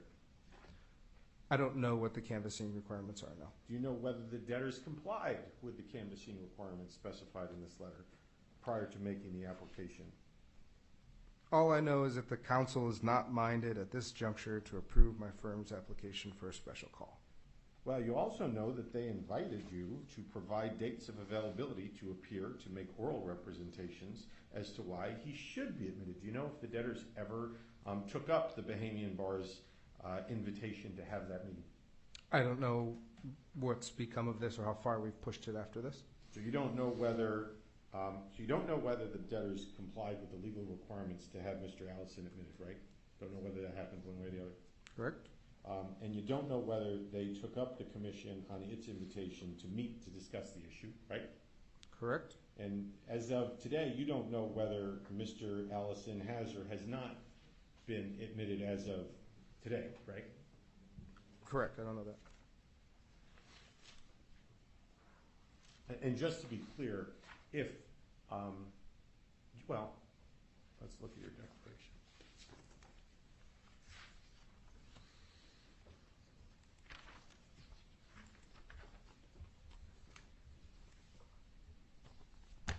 You say in paragraph 23 that you understood that this application to be similar to a pro hoc vice motion in the United States.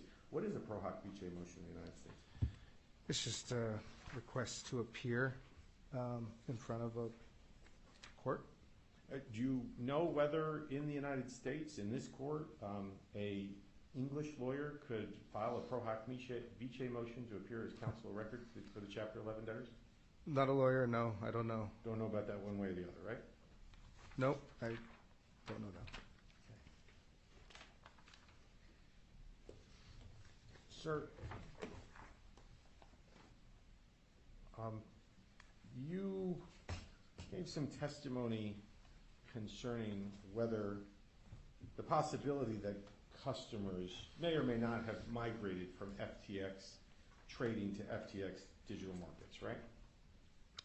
Please ask the question again. Sure. Do you recall during your direct examination speaking that one of the issues that is in dispute in this case is whether customers may or may not have migrated from FTX trading to FTX digital markets? Correct. Okay. I want to be clear. You have not, in your capacity as the financial advisor for the debtors, undertaken any effort to search the business records of the debtors for documents that would speak to whether or not that occurred, right? No, we've not undertaken an effort to look for documents that may or may not point to completion of a migration plan. Can I have 1 second, Your Honor? Sure. Thank you. I have no further questions. Thank you. Redirect.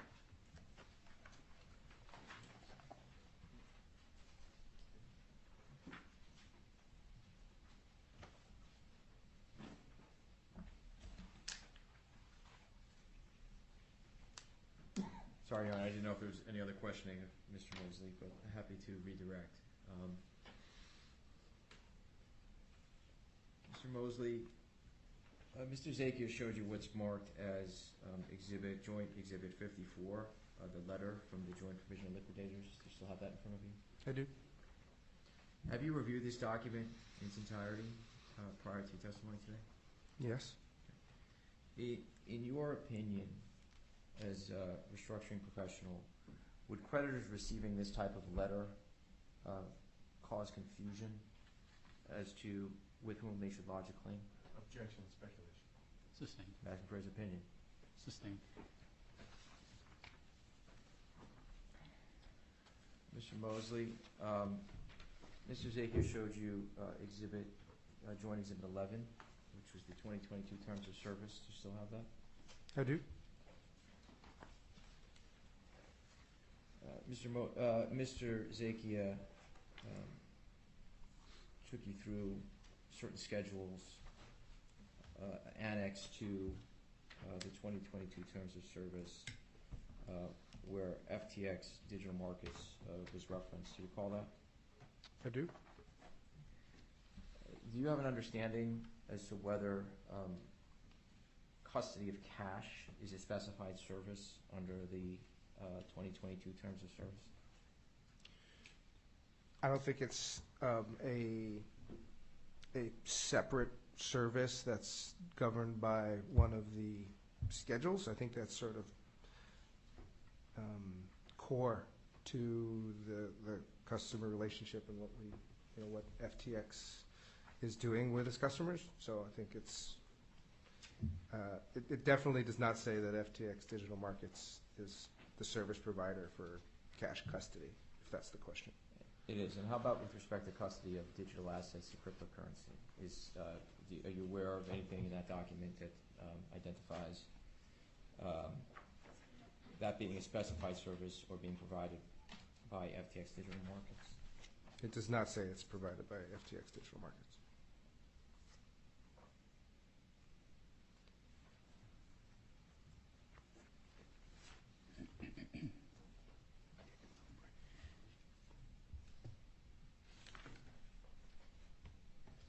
No further questions, Your Honor. Thank you.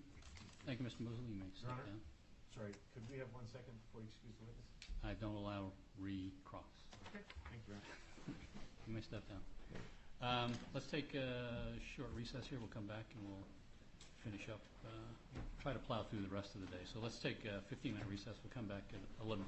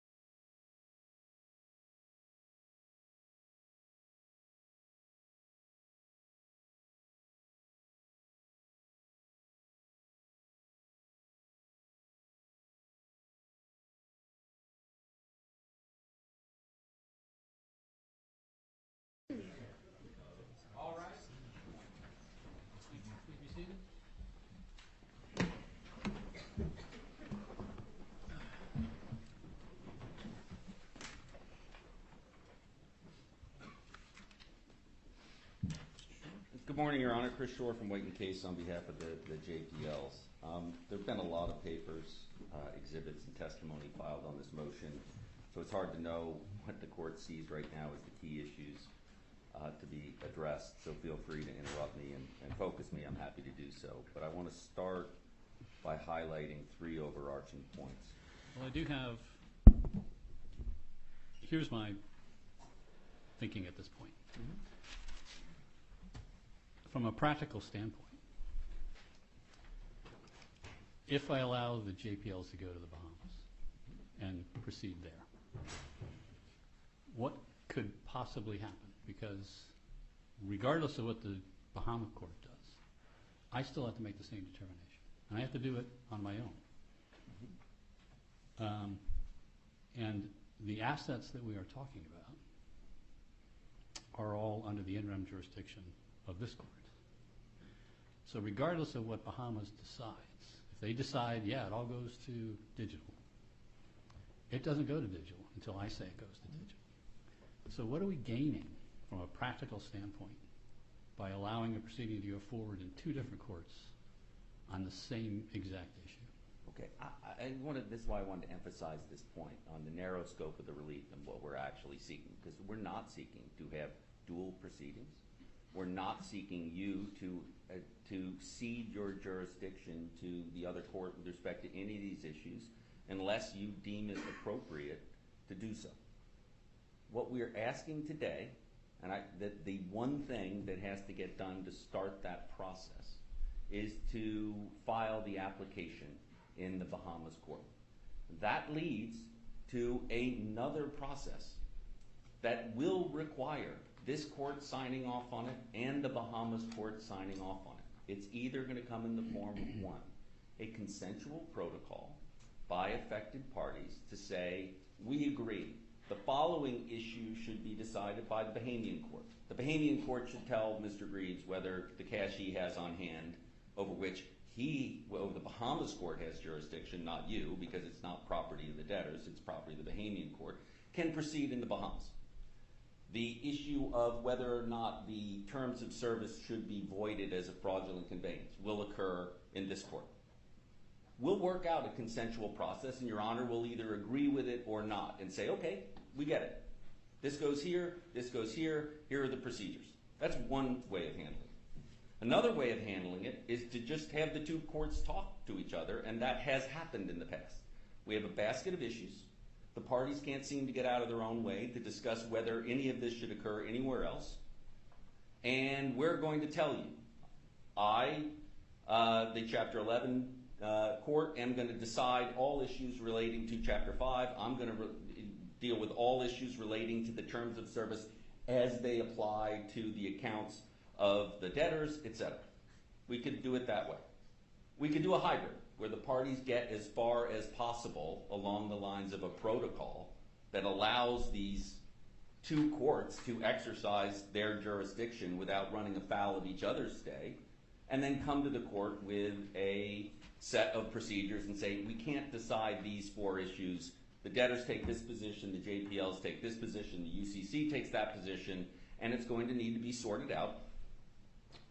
Or we get to a set of courts digging in. You say, I am going to handle all issues with respect to all cash around the world, and the Bahamian courts stand down, and the Bahamian court would, in a normal setting where we've seen this happen between courts, say, what are you talking about? I'm going to tell my debtor what to do, and we get into a jurisdictional mess that's a bad day for everybody. You heard these issues that are framed by the application. Is this property of an estate, or are these assets held in trust? Were the customers who would have rights under either U.S. law or Bahamian law with respect to those assets customers of a U.S. debtor or foreign debtor? They have to be resolved, and both courts have jurisdiction over it. It's been no secret that if you allow us to do that, just file the application, get the parties to talk. If the parties can't talk, the courts will sort it out, rather than go into a jurisdictional war.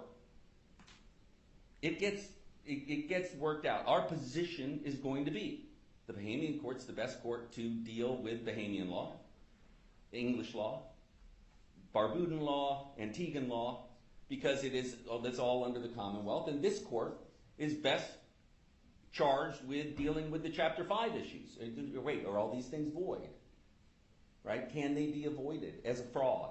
Things like that can be sorted out, and we have never said this court can't decide any issues. We've been sitting by the phone waiting for the debtors to engage and say there is in fact something that can go on in the Bahamian court, whereas their position has been zero can ever happen there. Well, I'm not inclined to agree with you that this court should be restricted to deciding the Chapter 5 issues. No, I did not mean to say that. I gave that as an example. We would certainly not argue that the Bahamian court should be the one addressing the application of Chapter 5. There are a number of issues that will have to get addressed. And in fact, what I'm saying is this court has to decide whether or not these assets belong to this debtor or do they belong to the Bahamian debtor.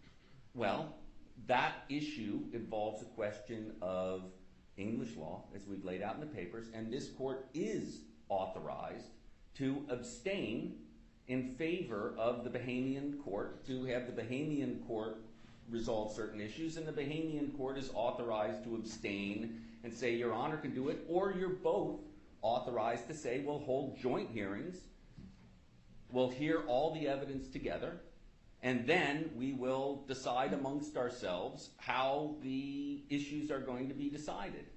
But the fundamental starting point... How does that work?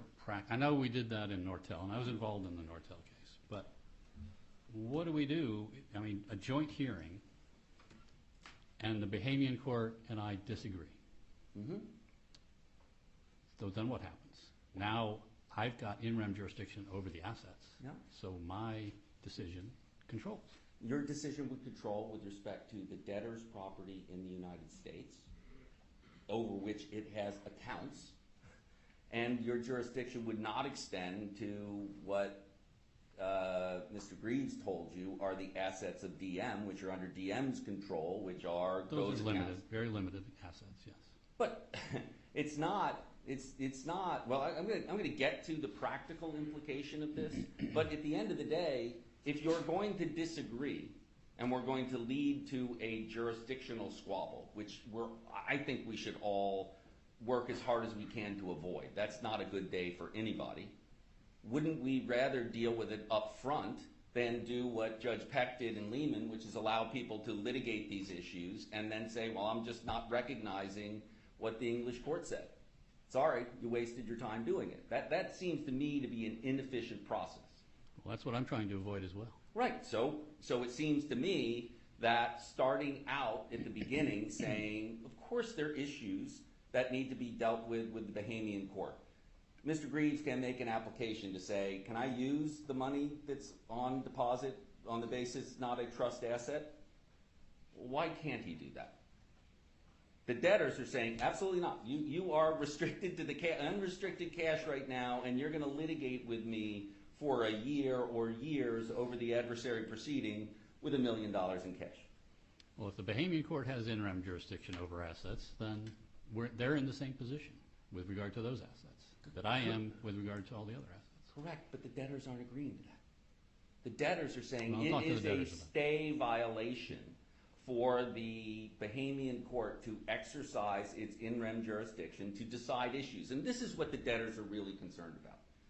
We're going to go through the terms of service with the Bahamian court.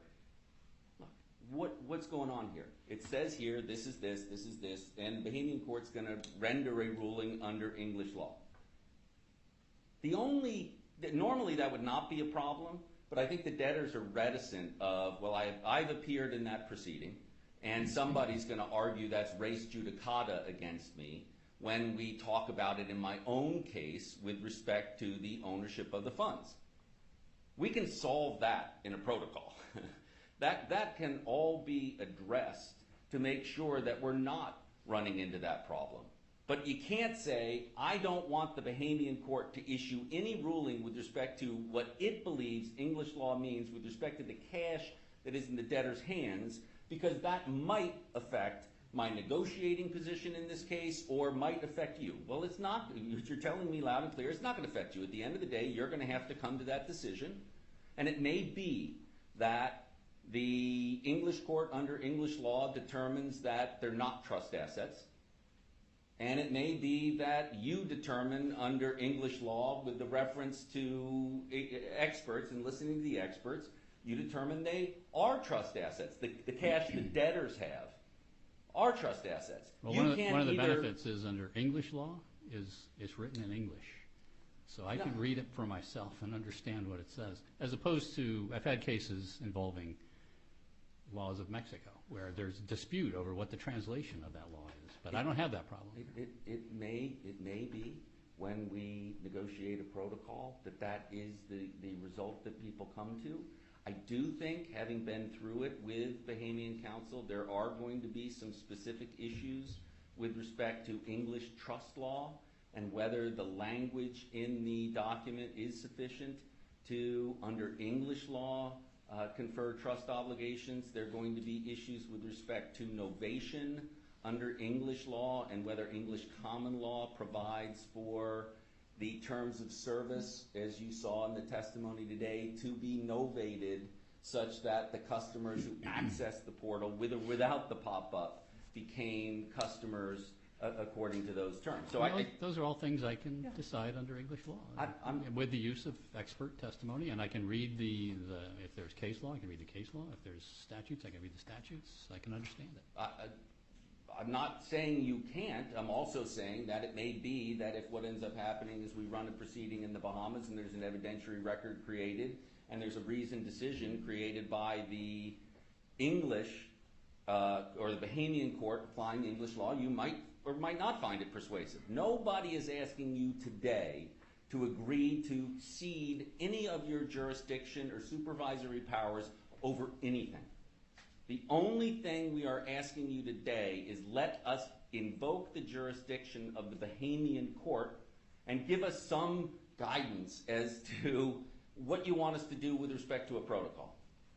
It can't be that Mr. Greaves is limited to $1 million in cash because he can't go talk to his own court about his own cash.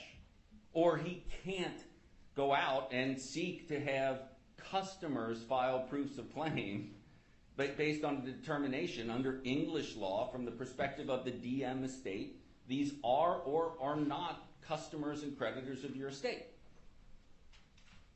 The second thing I want to highlight coming out at the beginning is the notion that, and I'm hearing it a little in your Honor's questioning here. Effectively, the debtor's position, and your Honor's position is what your position is, but the debtor's position as articulated in their papers is that the only court that can ever touch these issues of who the customers are, where they map to, and what is the obligation under the terms of service with respect to the cash on hand, can only ever be decided by this court, and the Bahamian court should never be able to issue a decision, much less hold a hearing with respect to that issue without violating the stay. And look, reading between the lines, 90% of the opposition to what we're doing here is based on a disappointment or regret of the existence of the Bahamian proceeding, and effectively ask this court to ignore the fact that there is a proceeding with respect to a non-U.S. debtor proceeding in a recognized foreign main proceeding undertaken by recognized foreign representatives to determine issues. And I think they're trying to tell you that FTX, and this has been their campaign, I think, since the beginning of the case, FTX trading is a nullity. It was just put there to engage in further fraud. If they really wanted to treat the proceeding as a nullity, they shouldn't have consented to jurisdiction. We have an order that nobody's seeking to vacate or re-argue that says that FTX DM is a debtor in a foreign main proceeding being supervised by foreign representatives who are authorized to come into court like I am today. So wishing away the proceeding isn't an option here. We have to deal with the fact that there is a proceeding pending in another court with respect to a debtor who is not under the general supervisory jurisdiction of this court, but rather is sitting in its Chapter 15 capacity. And for all the debtor's rhetoric about this court has an unflagging obligation to grab jurisdiction, protect its jurisdiction, assert precedence over all other courts on all other places, that's just not the law. This is not someone coming in and saying, I've got a tort case pending in state court and I want you to let me liquidate my claim there.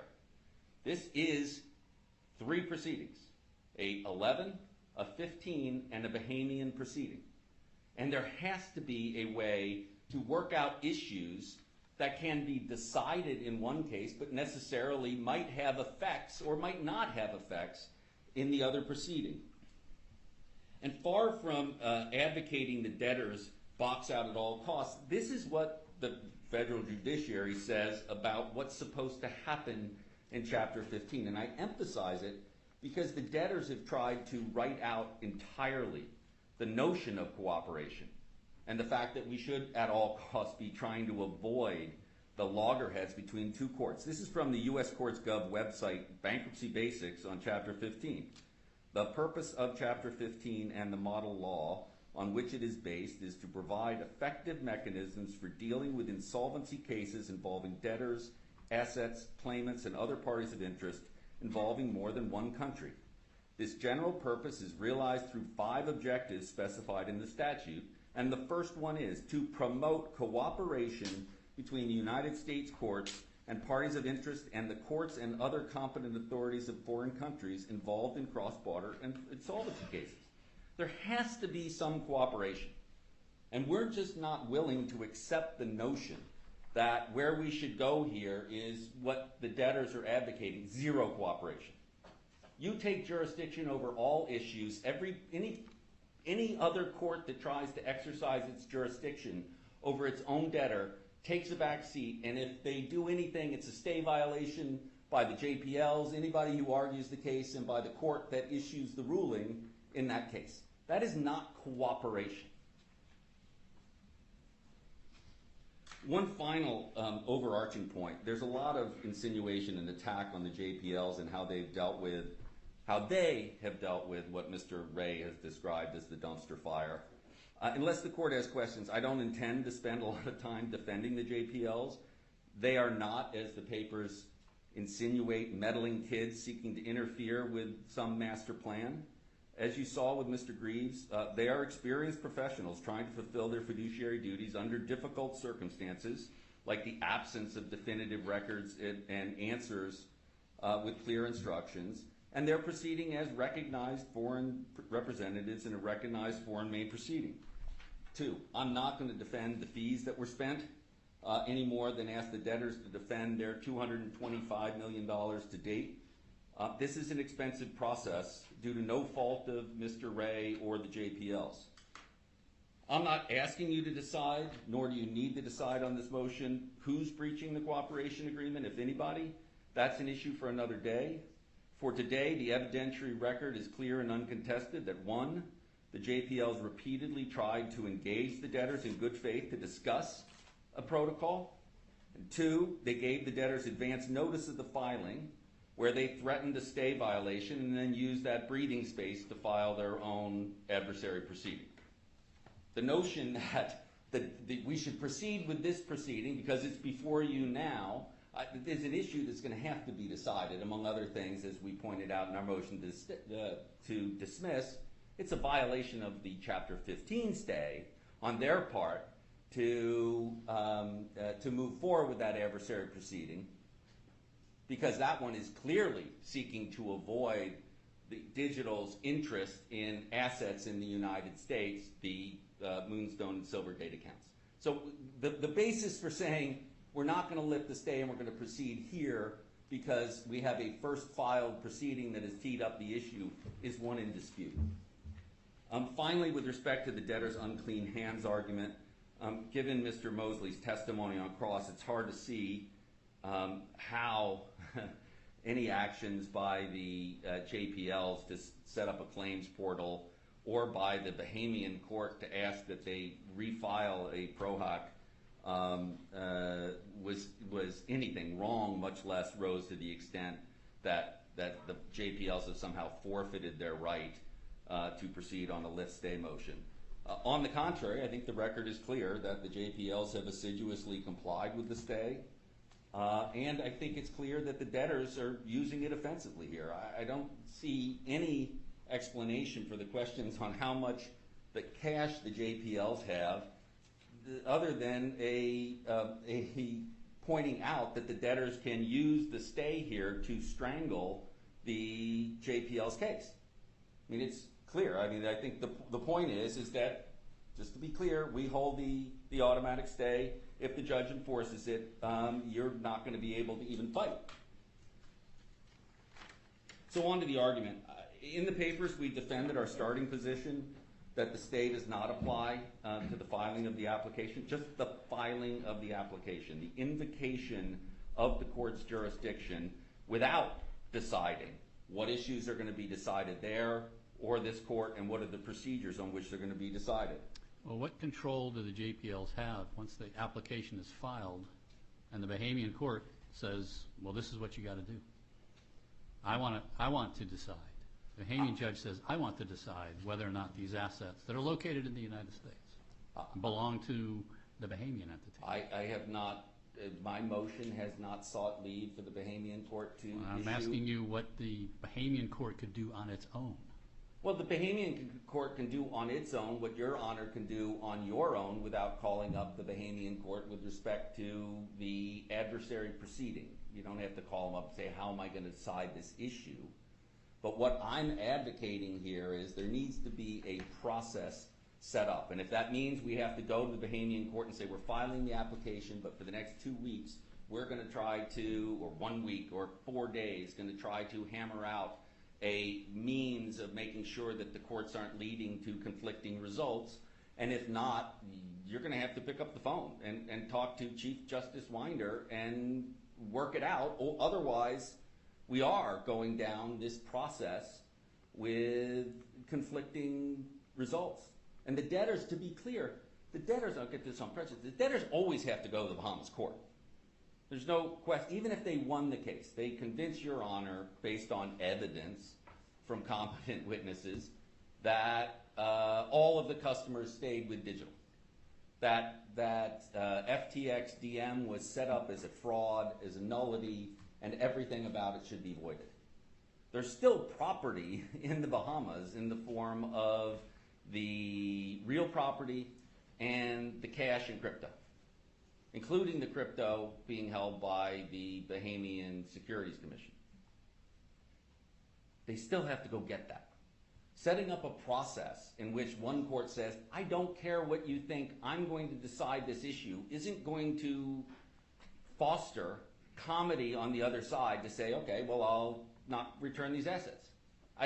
So they're going to have to go there anyway.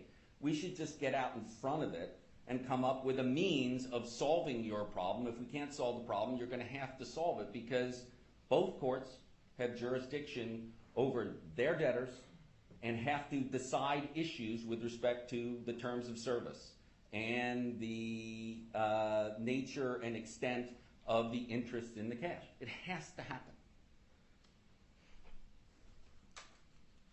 So, but leave aside that the stay doesn't apply. We're here. We've given you the evidentiary record.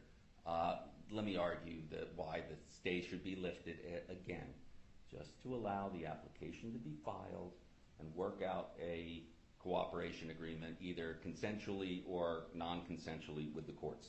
There are 3 elements: prejudice to the JPLs, prejudice to the debtors, and a determination that the dispute is not frivolous or useless. I'll take those in reverse order on the probability of prevailing on the merits.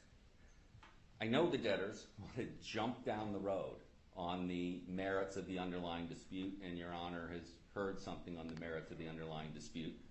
Actually, the issue is, will it advance the process to allow the JPLs to invoke the jurisdiction of their court, subject to the determination? Nothing's going to happen in that proceeding that's going to affect the U.S. debtors without further order of this court.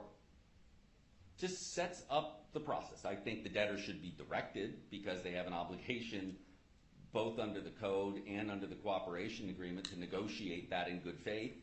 I think they do have to show up to a meeting and say, okay, I'll consider this, I'll consider that, not just fiat it, in a different use of the word fiat. But that's where we need to get, and we have Mr. Greaves made it clear. He can file an application, the Bahamas court can take the application, and then the two courts can start to communicate. Otherwise, you're picking up the phone, talking to Chief Justice Winder, and he's saying, I don't have anything in front of me. Same thing you would respond if the debtors hadn't filed the adversary proceeding. You've got to tee it up in both courts. But the record, with respect to the underlying merits, if really the issue to be addressed is this a live dispute, or is this just a waste of time? The record is clear on 3 points. One, this is a live dispute that's been around since day one, and is now framed by the debtors in the adversary proceeding as a legit case or controversy. In other words, they think the dispute is live enough over whose customers are whose and what are the interests in the cash being held by the respective debtors, is live enough to bring a declaratory judgment action before you. 2, the 2022 terms of service exist just as they did in prior iterations, as Mr. Mosley made clear. And they made clear, I don't need to walk you through the document, they made clear that FTX Digital was in privity of contract with customers who used services. And the important paragraph says, where you read FTX Digital as applying to, or you're talking about specific services with a service provider, cross out FTX Trading and put in FTX Digital. That is a live dispute. And then 3, you heard from both Mr. Mosley and Mr. Greaves that the money flowed consistent with those terms. Mr. Greaves describes it more fully in paragraph 17 of the declaration, how $13.4 billion of cash flowed through accounts in the name of FTX Digital. In other words, customers' money was held by FTX Digital in accounts owned by FTX Digital. Again, whether or not that was set up as a fraud and can all be avoided is an issue that's way down the line and would have to be addressed in the context of, with respect to the debtor's cause of action under Chapter 5 to void all these things. That will proceed in the United States. Okay. I'm not going to argue otherwise. I don't think the Bahamian court has the ability to apply Chapter 5 law and avoid a transaction. Okay. But it has to, as I keep saying, it has to be worked out. But this is not what we're doing. The court does not need to decide to determine, to decide whether to lift the stay, whether or not customers did or did not migrate. It's a question of whether the position that's been taken is frivolous or useless. I want to point out one thing on the voiding of all of this and the inconsistency that debtors are taking. One of the provisions in the 2022 terms of service is 8.2.6. That's the provision that for the first time created the trust relationship between the party named FTX Digital or FTX Trading and the customers. When the DOJ talks about the fraud or Mr. Ray testifies about the fraud, he stole money, customer money. That's the 2022 terms of service. So voiding that contract is something that a lot of people are going to have an interest in addressing. So we're going to have to deal with that in the context of the protocol.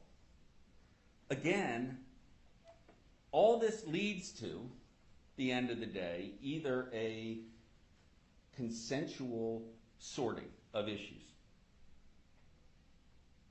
or a non-consensual one imposed by the two courts that we're just trying to set up so that we don't litigate in multiple proceedings and then have the Bahamas court say, too bad, I'm not enforcing that in the Bahamas, or this court saying, too bad, I'm not enforcing this in the United States. That seems to me to be the waste of time that can be solved if experienced professionals sit down with the model rules in this court and the precedents out there and say, these are the issues that need to be done. Here are the participants. The committee should be entitled to intervene in the Bahamas proceeding. Okay. The debtors shall be able to make a new application for pro hoc vice for their lawyer to appear. Okay. This has to be done in the Bahamas on the following schedule. This has to be done in the United States on the following schedule. Present it to you. Present it to Chief Justice Winder. Are you both okay with this? If we're not, right, if you at the end of the day say, under no circumstances am I letting the Bahamas, am I ever abstaining to the Bahamas on this issue, then at least we know now.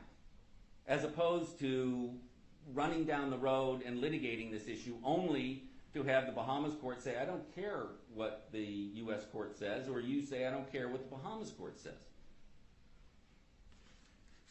The prejudice to the debtors, I want to focus on the concept of legally cognizable prejudice. The debtors may be insecure about having this court coordinate with the Bahamas court, but I don't understand the legally cognizable prejudice of having the two courts talk to each other. It's not, Your Honor is not being asked to give up any jurisdiction, any supervisory power. You can have a conversation and say, we got to get to the bottom of this terms of service, who's customer, how are these funds being held? How are my debtors' funds being held? How are your funds' debtors being held? We got to get to the bottom of it. We can do it as a joint proceeding. We can do it not as a joint proceeding. You decide it all. The Bahamian court may say, you know what, I don't want to deal with any of these issues. You may say, there's no chance I'm going to be determining whether or not Mr. Greaves, under Bahamian law, can spend money that is in the accounts. I think there are going to be things where everybody's going to easily agree, and it may get difficult in the middle, but because it's difficult doesn't mean we should push it down the road and deal with it later, particularly in a case where costs are big. So the legally cognizable prejudice, it just isn't there. All of this about how the proceedings might play out, we can't appear in the Bahamas, the committee can't have a creditor representative, all that should be worked out and can be worked out in the context of a cross-border protocol. No, you're not being asked to decide those issues today. And with respect to the debtor's notion, well, the Bahamas is obviously, because the Bahamas doesn't have nuclear weapons, they're not entitled to the same deference we would give to France. That's not, first of all, that's just not the case. Chapter 15 applies to any debtor. But more importantly, this court has already recognized on a consensual order the Bahamas proceeding as the foreign main proceeding and the JPLs as authorized representatives in the United States. The issue of whether due process can be fulfilled there, or expenses can be controlled, or whether or not anything can go on in the Bahamas at all is a question that's already been answered in a recognition order.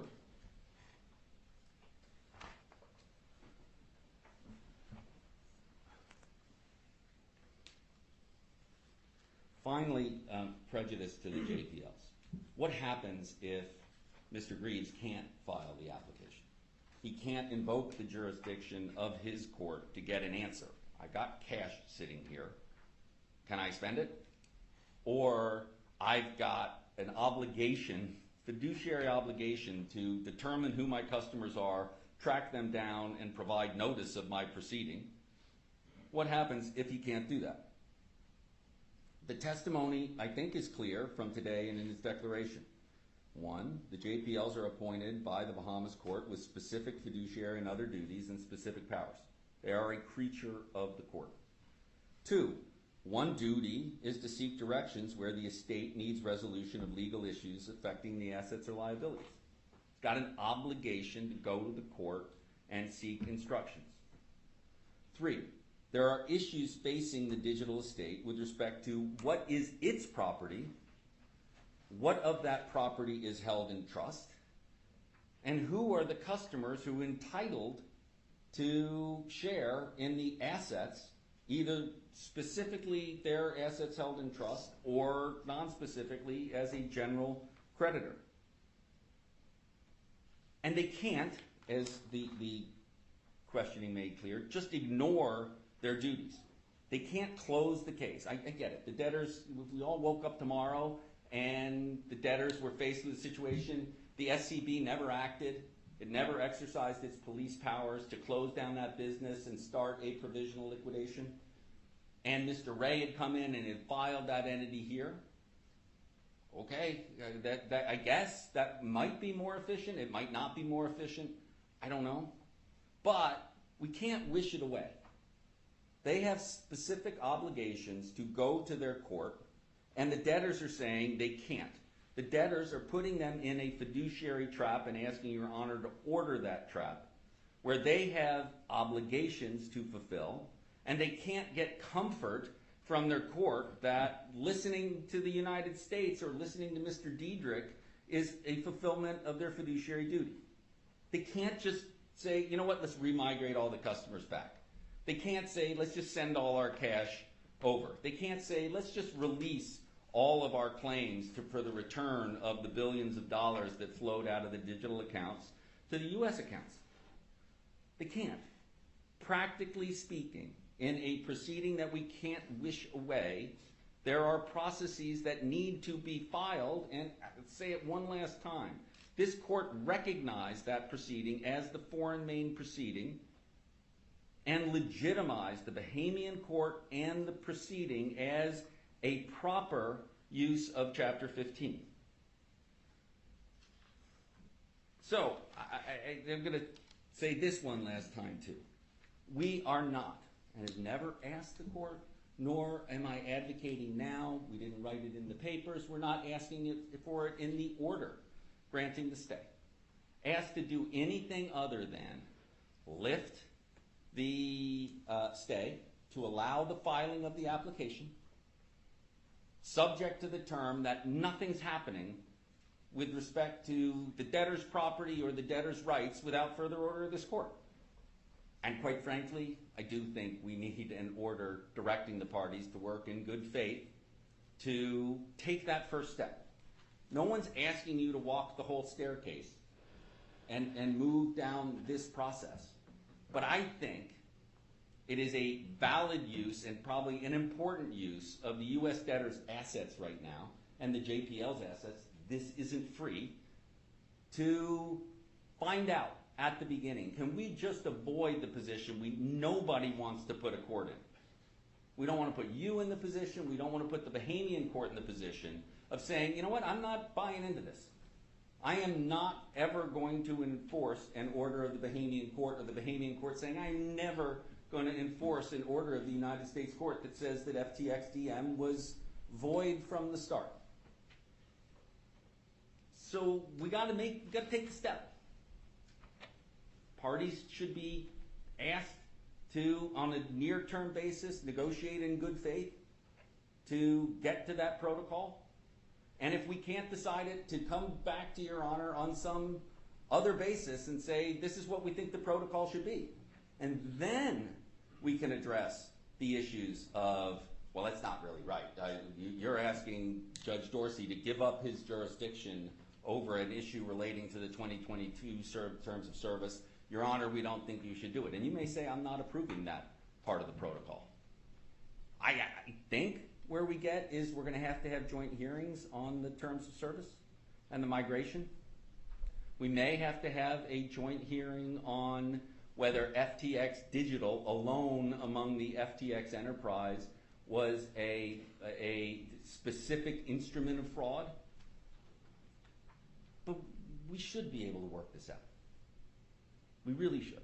And I wouldn't have come here and moved all this resource towards this issue if I didn't think that it was necessary to do it up front, and we have an opportunity to do it, and it should be done so that you're not put in a bad position at a later date.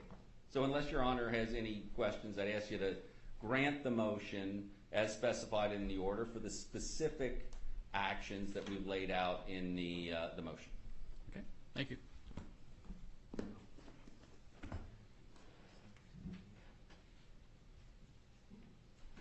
Your Honor, Jeff Saban from Venable, who is representing the ad hoc group, who issued their statement in partial support.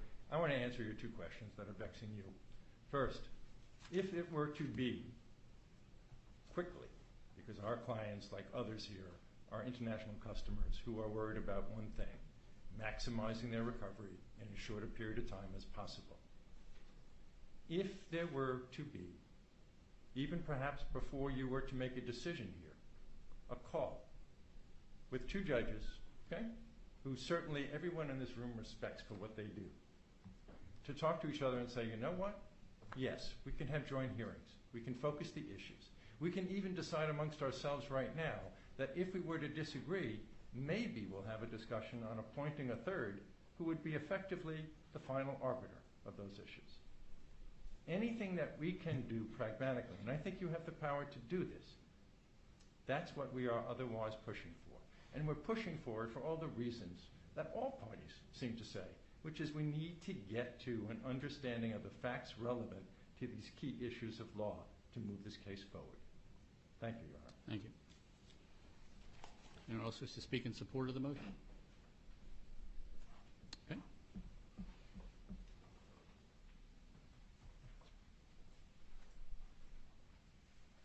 I can almost say good afternoon, Your Honor. Andy Diederich, Sullivan and Cromwell for the debtors. Your Honor, we're 6 months into these cases, and the JPLs still do not accept the premise that the cases are really in Delaware. This is not a motion for court-to-court communication. It's not a motion for protocol. It's not a motion to ask you to call the Bahamas judge. It's a motion to transfer venue on the central issues of this case to another court. It's not a motion to dismiss the cases, but it is, if granted, a motion to gut them. And we know this because that's what they wrote down. The motion seeks an order from Your Honor granting permission to file the application. The application seeks a declaration from another court. The declaration is not advisory. It is not guidance. It is a binding declaration. The other court is asked to decide if FTX Digital Markets owns all rights and obligations related to user accounts at FTX.com. The other court would decide if FTX Digital Markets owns all digital assets associated with FTX.com. The other court would decide the nature of customer rights against FTX.com. The other court would decide if the JPLs are a trustee for customers, empowered to collect $11 billion of missing customer entitlements. The other court would decide the scope of the powers of the JPL as trustee. The other court would decide how much property is in the trust that it's entrusted the JPLs with in response to the application. The other court would decide if the tracing rules by which the trustee would claw back assets from all of the debtors and from all of the non-debtors and from any person to which the debtors have made any transfer. This is the worst kind of slippery slope. An indication of its scope is the short statement filed by the JPLs themselves relating to the Voyager settlement. So this was done March 7th, after our cooperation agreement. Voyager received a preferential payment, in our view, from Alameda, Your Honor, not from FTX Trading. We agreed a procedural stipulation and asked the court and Judge Wiles to so order it. The JPLs intervened with a short statement. It said that the JPLs may have an interest in the proceeds received by Voyager, and the JPLs reserve the right to claw that back into FTX-DM. I'd like to read what that statement says, if I may. This is on the docket 819. The joint provisional liquidators expressly reserve the right to file and prosecute proofs of claim against the Voyager debtors, including claims related to payments made by any of the U.S. debtors to the Voyager debtors during the relevant preference periods, with funds originating from the digital estate. And keep in mind, they think, in the earlier paragraphs to this pleading, that the money came from digital markets and went to Alameda, so therefore they can chase the preference. The motion should not impact the rights of the joint provisional liquidators to seek to intervene in any mediation or litigation concerning the preference claims. In short, if there is to be global peace with the Voyager debtors, that peace cannot likely be reached solely in the United States. What the JPLs are asking for is effectively, operationally, concurrent jurisdiction over all of the assets of our estate. Luckily, they can't have it. And they can't have it because of the global automatic stay. The global automatic stay is why we filed in Delaware in the first place. This is one of the most complex insolvencies ever filed. It may be the most complex insolvency ever filed. But we have had one saving grace. We know who calls balls and strikes. We have centralized jurisdiction. If you take centralized jurisdiction away from us, in light of the complexity of what we face as a debtors team, we will not be here for years. We may be here for decades. So, there are two questions before the court. Does the stay apply? And if the stay applies, has the movement shown cause to lift the stay to file the application? Now, Your Honor, there can be no serious question if you actually read the application that the stay applies to it. The application seeks determination of ownership of property of the estate. If this were an action initiated in a Bahamas civil court by a creditor alleging the creditor owned all of the property of the debtor's estate, the action would be stayed. And there's no exception to the scope of the stay for a non-U.S. insolvency proceeding. So the only real question before the court is whether the movement has carried its burden of showing cause to lift the stay. And the heart of that test, as Your Honor knows, is evidence presented as to the balance of harms. We would submit, Your Honor, that there is in the record obvious evidence of substantial harm to the debtors, their estates, and their creditors if the core issues of this case are moved to the Bahamas. Mr. Mosley testified about expense. That cannot be dismissed. There would be new counsel, travel, additional hearings, not for some discrete contractual issue, but for all of the issues that I mentioned would be raised by the application, including the tracing of assets, and if you read the filing they made in March, every single cause of action that we would bring on an outbound basis. Now, he may say today, Section 5 is reserved for Your Honor, but that has not been their position to date. And this is redundant. This expense is dead weight loss because the proceedings would be redundant. We would be back here litigating in front of Your Honor the same issues anyway. Now, there was reference to the Chapter 15 recognition order, and I think this is very important. We consented to Chapter 15 recognition after initially contesting it, and we did so because of one provision that we wrote in the recognition order. And this is in the recognition order of course, on the docket of the other case at 129.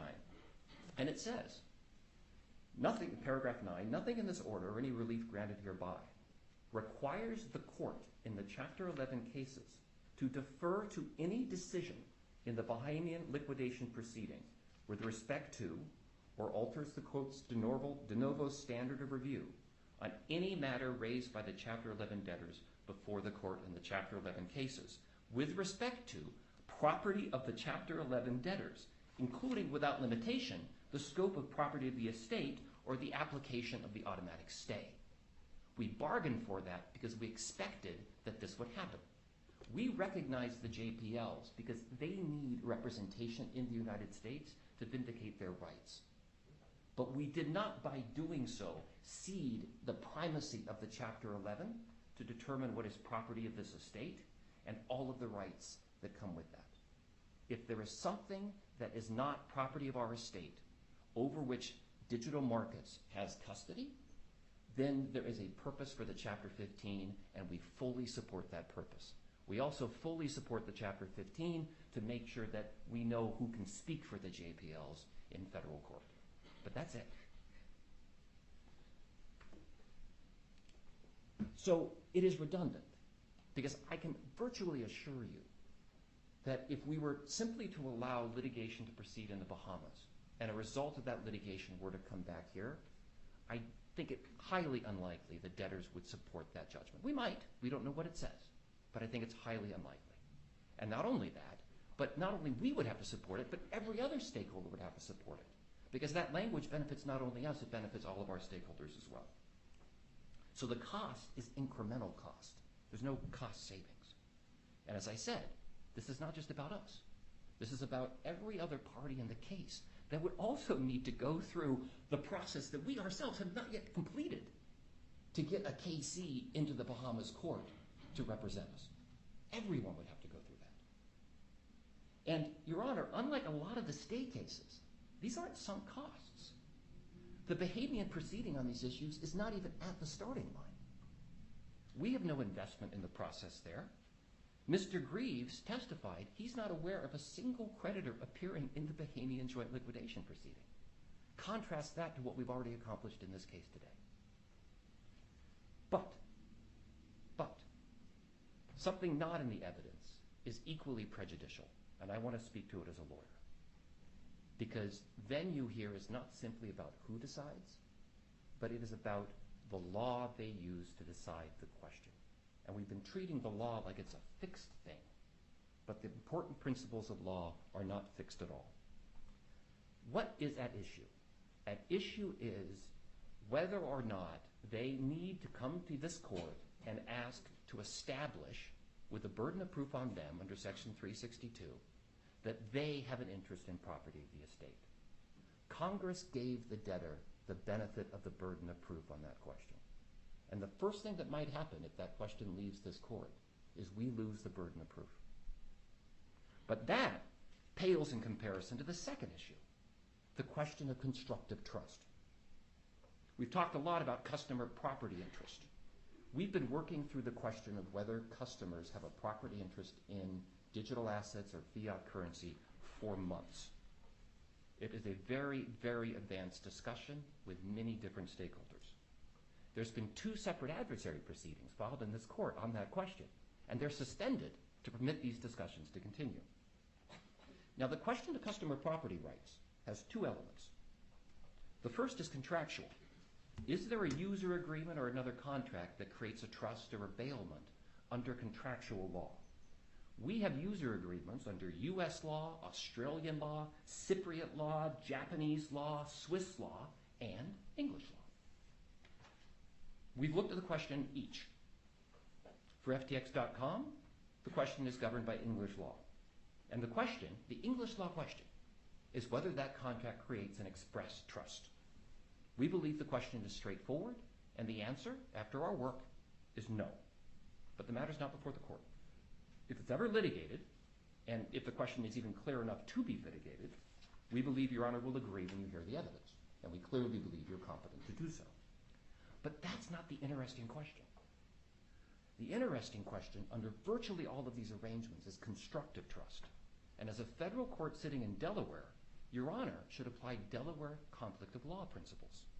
Under Delaware law, constructive trust is a remedial doctrine, and the law of the forum applies.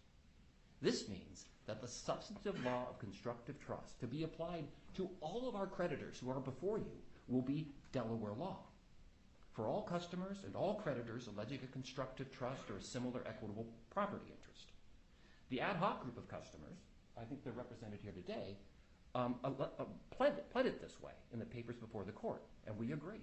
There's an English law express trust question for FTX.com, and there's a Delaware constructive trust question. Now, the essence of constructive trust, of course, is unjust enrichment. And we're not talking about unjust enrichment of Sam Bankman-Fried, who will not see a penny from these cases. What we're talking about is potentially unjust enrichment of one customer at the expense of another customer, or customers as a group at the expense of other creditors, or creditors as a group at the expense of other customers. And we are going to face these issues from potentially millions of people, or at least the representatives of millions of people. And it is essential to be fair to all creditors alleging a constructive trust that one set of rules apply and that everybody is treated fairly and equally. This is lost if we take one particular allegation of a constructive property interest and send it to the Bahamas, because we lose the burden of proof selectively, which is supposed to benefit all of our creditors, and all of a sudden we have a constructive trust being alleged under law of a different forum than Your Honors.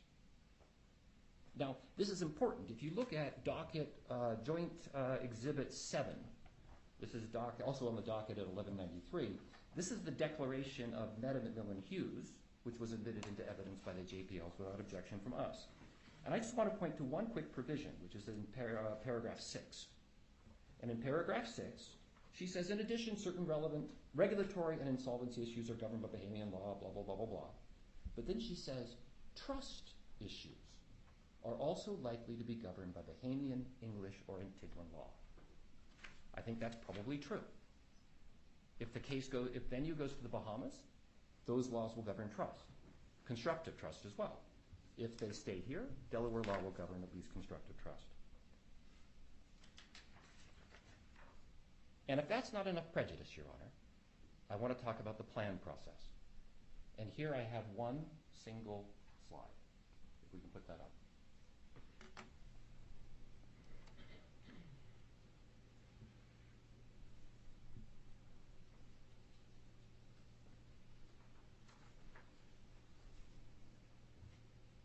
The automatic stay exists for a purpose, and the purpose is to allow us to prosecute a plan of reorganization. We've been called ambitious for this timeline, but we intend to try our best to deliver on it. This is the work ahead, and we are well on our way. On the left-hand side is where we generally are today. Our general bar date is June 30th. We've set the general bar date at June 30th because we have some visibility into customer claims and less visibility into non-customer entitlement claims. That bar date will give us that visibility. We have undertaken publicly to have a draft plan of reorganization, not the final, but a draft plan of reorganization filed publicly in July. We're in discussions, consensual plan discussions already with many stakeholders with respect to that plan of reorganization, including the committee. We have a customer bar date, but importantly, near the end of this year, we anticipate having an amended plan and disclosure statement that reflects the benefit of these consensual plan discussions, resolve plan disputes, and confirm a plan in the second quarter of 2024. Your Honor, I have no objection to counsel talking to you about a plan, but it's not part of the confirmation record. The lift stay motion record. Mr. Mosley was here and could have testified to any of this. They chose not to do it that way, so I don't think as I said, talk it as he wants, but it shouldn't be part of the evidentiary record, and we object to it. Understood. Yeah. Go ahead. We also, Your Honor, have identified, and this is important, we have said in our pleadings that we do not require any relief from the Bahamas for the confirmation of our plan, and that is true. We do not need to go to the Bahamas. We would love to have a solution to the question of the property company in the Bahamas, which is a debtor, by the way. The only thing necessary for us to do to sell all of our real estate in the Bahamas and pay 100% of the proceeds to customers and creditors is for the automatic stay to be respected with respect to that entity. That's it. Now, whether or not the automatic stay will be respected by the one creditor of the property company in the Bahamas, which is Digital Markets, I don't know. But the only thing that's necessary for us to sell the approximately $250 million of real estate we have in the Bahamas is for the stay to be respected so that we can do so, because that company is a debtor. And the JPLs have a claim against the debtor, but it is an unsecured claim. The only other property in the Bahamas of which we're aware is a very small amount of operating cash and a little bit of customer FBO cash. Would we like to include that and distribute that to customers? Absolutely. But our business judgment is that we would be nuts to link our estate and all of our value to the estate to a process that requires concurrent jurisdiction with the Bahamas simply because we're worried about a relatively modest amount of customer FBO cash. We do need to decide if customers have a property interest, but we need Your Honor to decide that. We don't need the Bahamas court to decide it. And there's nothing in this confirmation plan that involves it. The other important issue we have with digital markets is, of course, who owns the IP and the customer relationships and the goodwill of the business in case we'd like to sell or recapitalize FTX 2.0 in connection with our plan of reorganization. Is that essential for confirmation? Probably not. Would we like to do it? Absolutely. Do we require any relief from the Bahamas to sell it free and clear? Under no circumstances. So our answer to this conundrum, we would have a different approach, Your Honor, if we had $5 billion here and $5 billion there, or a different approach if we had not already concluded that we have all of the assets in REM and owe those assets to all of the customers. Our job is to get assets to customers and creditors as quickly and expeditiously as possible, and we cannot, in our business judgment, decide the right way to do that is to invoke concurrent jurisdiction for no practical business purpose. So again, we would love to have a deal with digital markets with respect to what happens to their FBO customer cash, which I understand to be less than $100 million, and we'd love to have a consensual resolution of the property in the Bahamas. But we do not need it to confirmation, and we're not going to put ourselves in a position where we need it for confirmation. Lastly, Your Honor, in terms of prejudice, this issue is not confined to digital markets in the Bahamas. Digital markets is one of approximately 130 subsidiaries, about 100 debtors, about 130 subsidiaries. If the stay is lifted for one insolvency case, we can expect petitions to lift it for others. The court could decide each motion when it's filed on its merits, but the precedent has been set. And in this case, a precedent of global centralization is very, very important to the planned process that we want to conduct. Okay, that's us. On the other side of the scales, prejudice to the JPLs.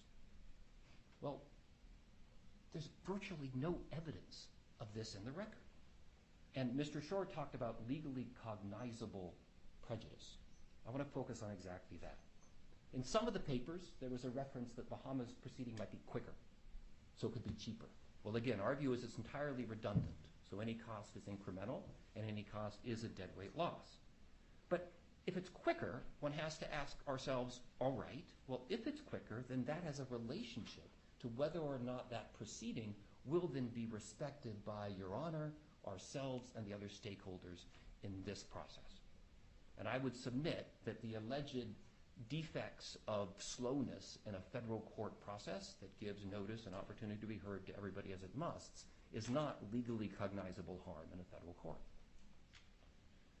Familiarity with the issues has been mentioned. Well, as I said, we see the English law issue as a very discrete issue.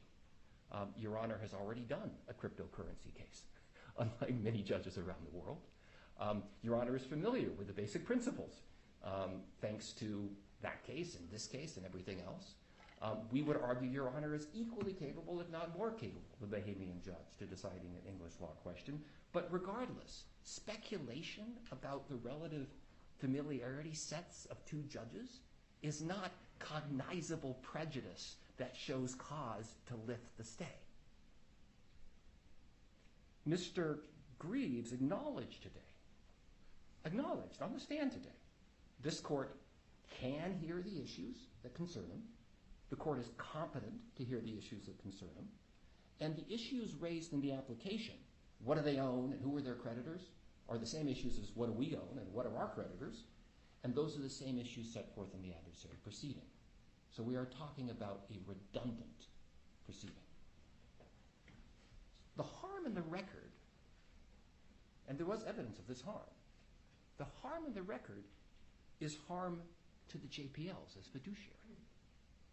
They won't be able to comply with their fiduciary duties. Now, I don't know if that's true or not. I would think that the JPLs could ask their court to give them comfort that they're not violating their fiduciary duties in a manner that creates some kind of liability, regardless of what Your Honor decides. But in any event, the JPLs are not here in a personal capacity. The JPLs are not here to say, there's harm to me. The JPLs are agents, not principals. They represent an estate. They represent creditors. For harm to be cognizable, it can't be harm to the agent, it has to be harm to the principal. There is nothing in the record, no evidence whatsoever, of any harm to digital markets for litigating the question in front of you, only to the JPLs.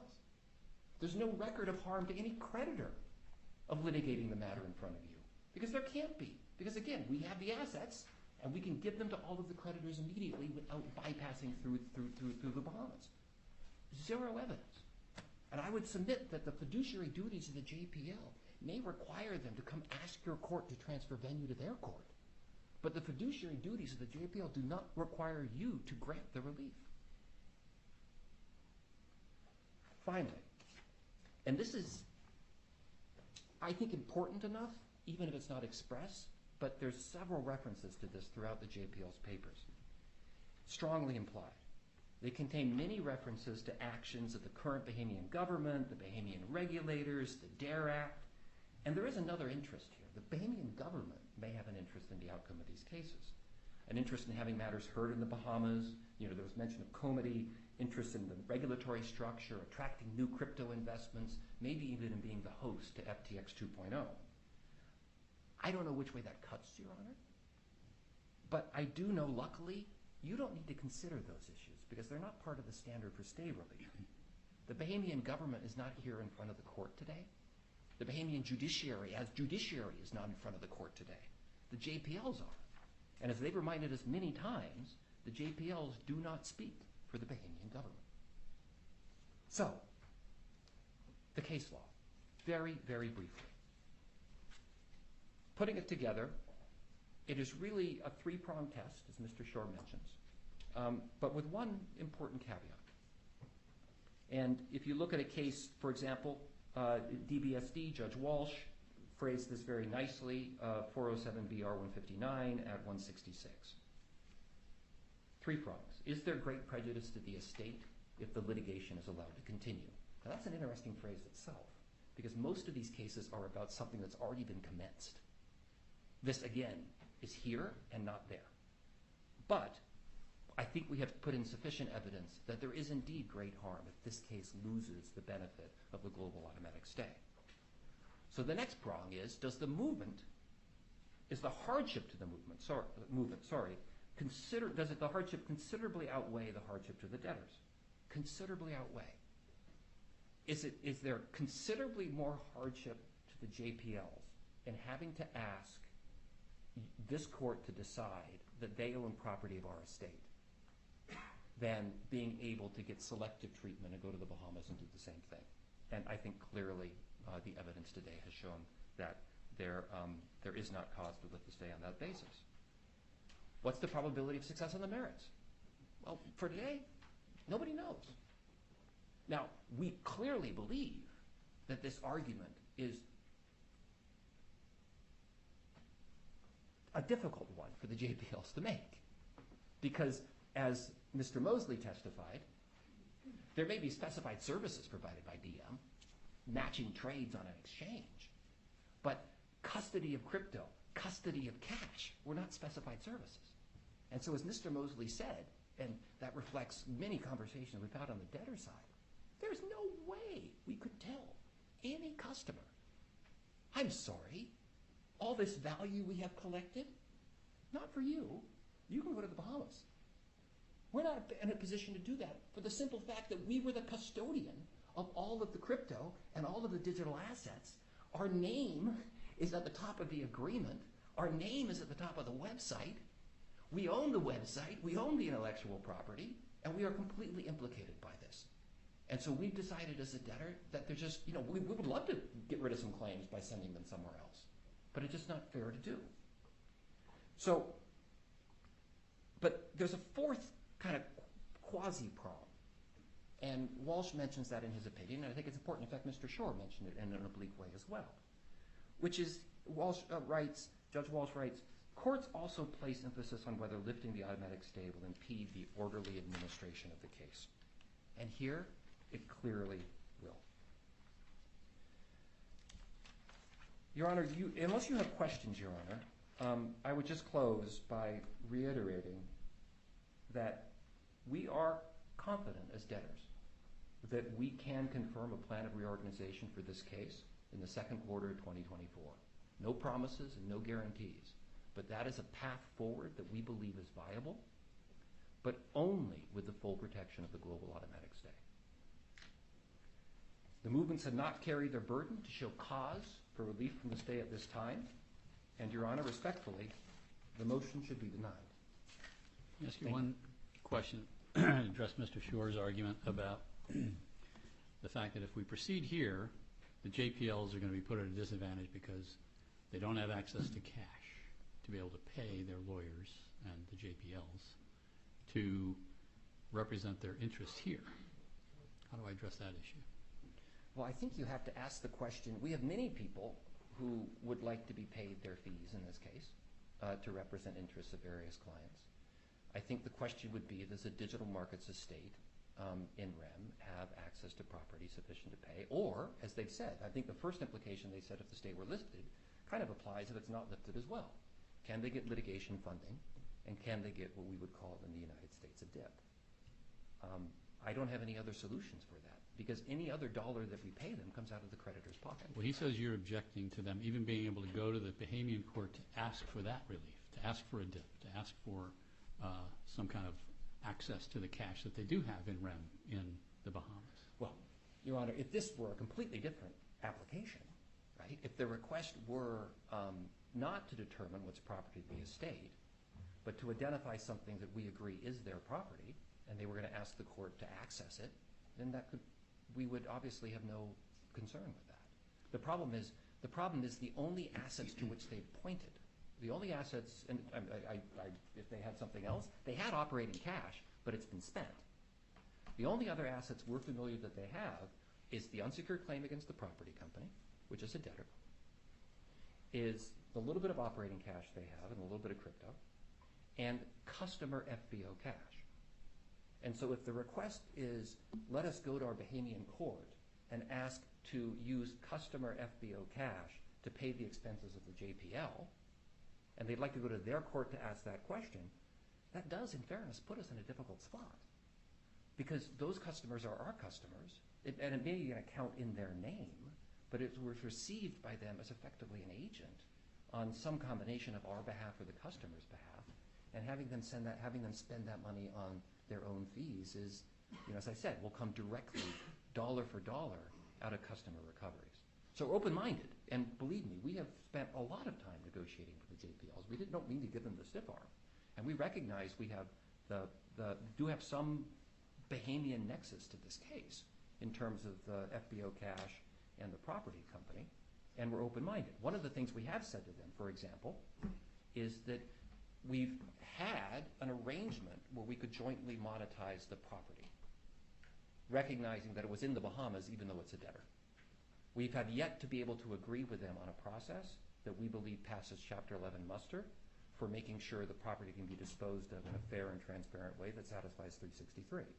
As soon as we're able to do that, we have told the JPLs that they can pay their expenses of monetizing the property out of the proceeds of the sale of the property, for example. And there may be other solutions for other property in the Bahamas, and we are always happy to talk to them about that.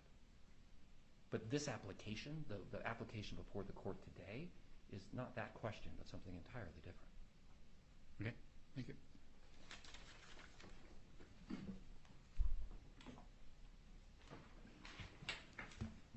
Afternoon, Your Honor. Ken Pasquale from Paul Hastings for the committee. I'm going to be very brief.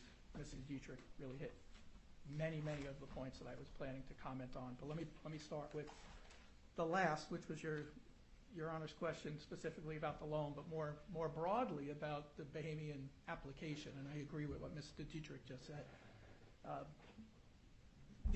The JPLs can do what they need to do in the Bahamas subject to the stay. That doesn't mean everything. They can take the assets they have. They can try to administer their estate with those assets. But when they ask, as they do in this motion, to raise and resolve issues that implicate property of the estate, that they can't do. That violates the stay for all the reasons you've heard today. And if there's any question about it, if you look at Joint Exhibit 8, that's the directions that they're asking for, and Mr. Dietrich hit on this. They're asking for determinations that's the property of the estate, that, as Your Honor properly mentioned earlier, is this court's jurisdiction. It almost is that simple on this application. And there is no other application before the court as we stand here today. For all of the talk from the JPL's counsel, Mr. Shore, about, well, we really just want a joint protocol. No, it's not the case. The application shows the contrary. And what is really being sought here, and again, Mr. Dietrich hit on all these points, is litigation over property of these estates. What the committee is most concerned about, Your Honor, and frankly your first question hit on it, is duplication of effort, lack of efficiency, and costs. Because the costs of these efforts come out of the creditors. And when I say creditors, in the context of this dispute, we're talking about the customers of the international exchange. And they're the same. It's the same people we're fighting about.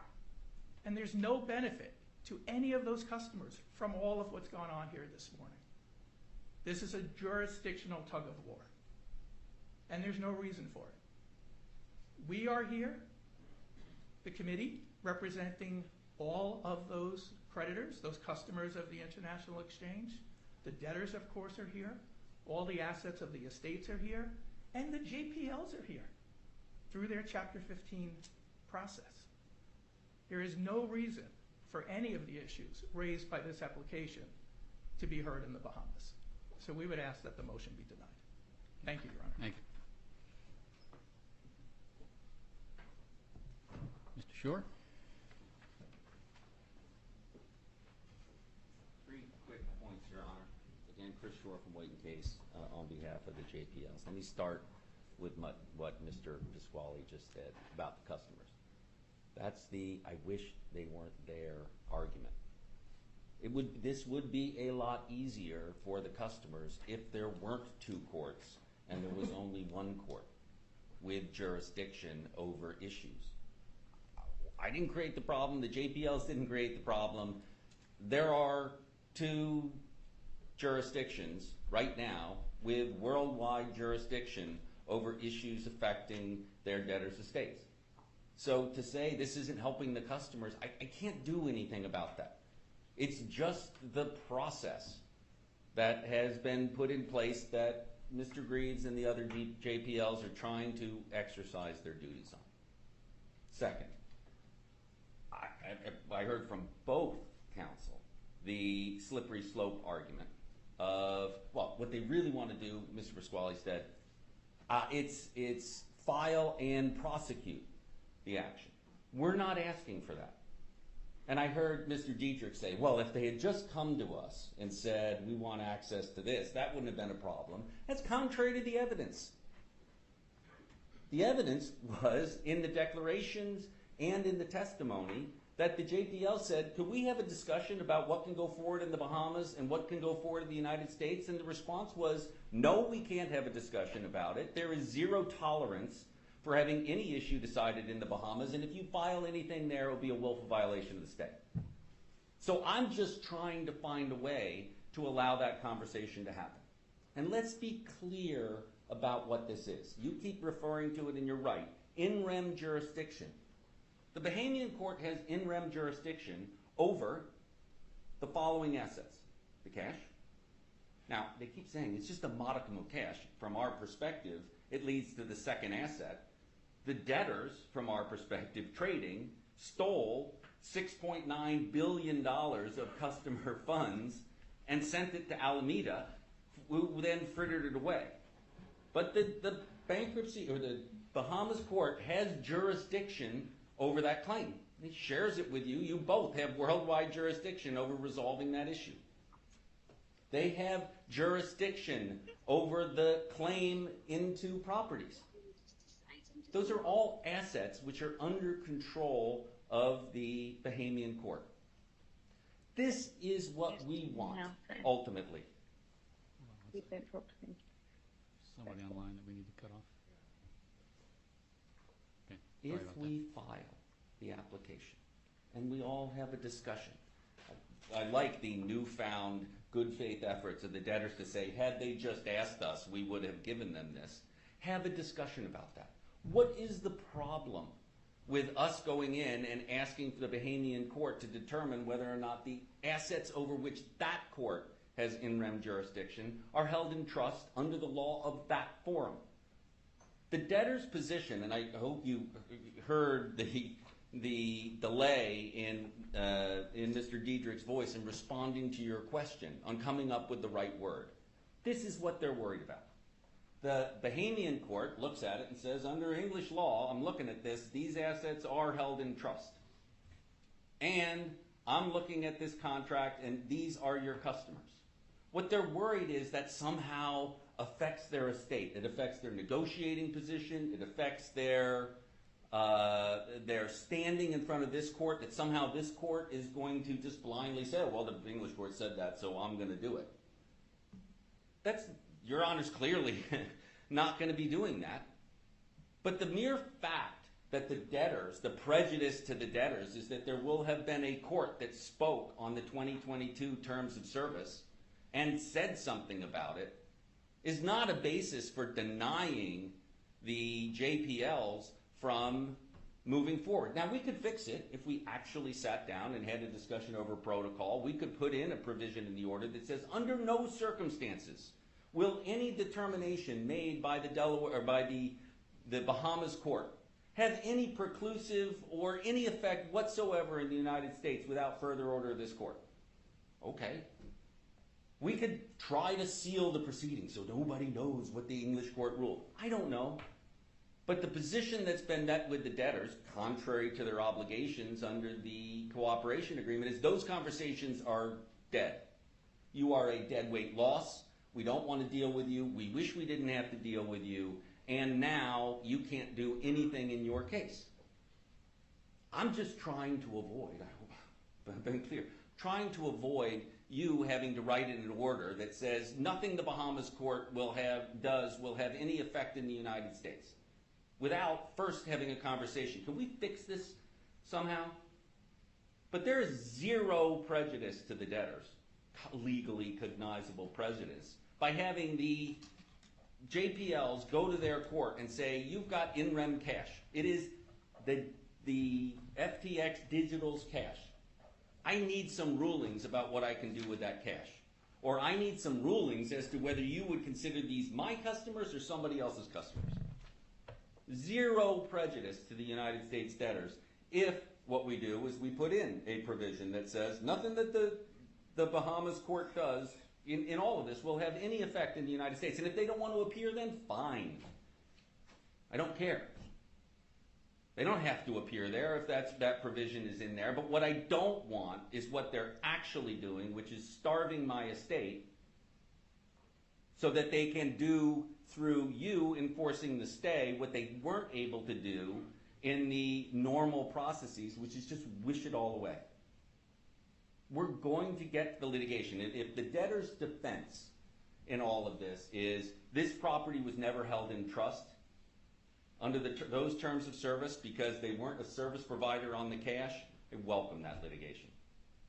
We'll get to it. We'll get to it in some court. It's just a question of whether we have to put everything on the Bahamas on hold to satisfy the debtor's concern that they really just articulated to you now. What is the prejudice by having them doing? Well, it's going to upset the plan process, and it could possibly tell people that our view of the contracts is wrong. We could fix that. But what we can't do is have them use the stay as a sword to deprive us from doing anything on the idea that Your Honor is going to be instructing the JPLs how to treat the property over which you don't have jurisdiction and the customer relationships that they have over which you don't have jurisdiction. So we're just asking, lift the stay to allow us to file the application. We're not prosecuting it, and if what we're talking about is putting a provision in the order that says, and pending further order of the court, the Bahamian court shall not take any action, and if it takes any action, that action will be void, that gives us the opportunity to have a discussion and decide these issues rather than have the debtors in the evidentiary record say, I'm not talking about it under any circumstances, and then come up in front of Your Honor and try to say, well, if we had just discussed this, it all would have been worked out. We can work it out.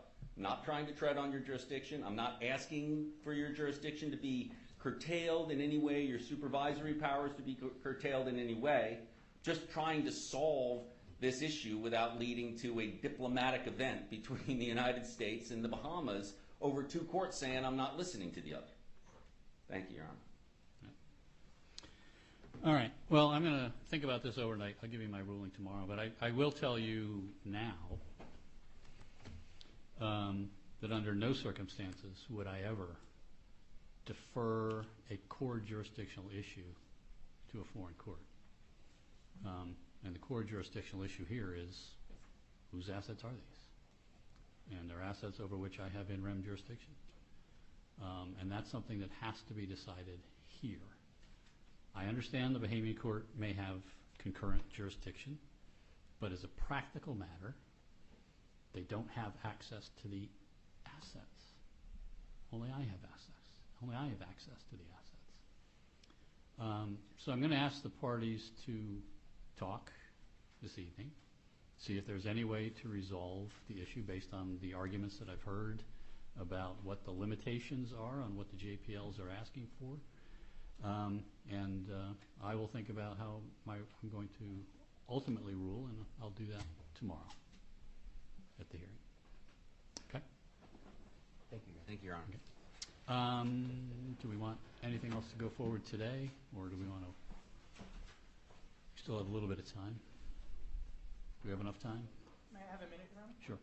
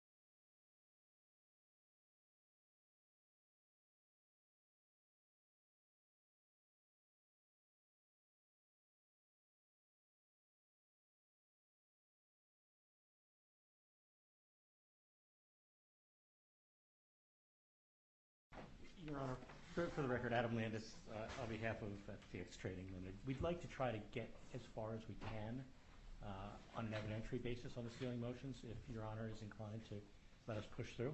Let's go. Thank you. All right.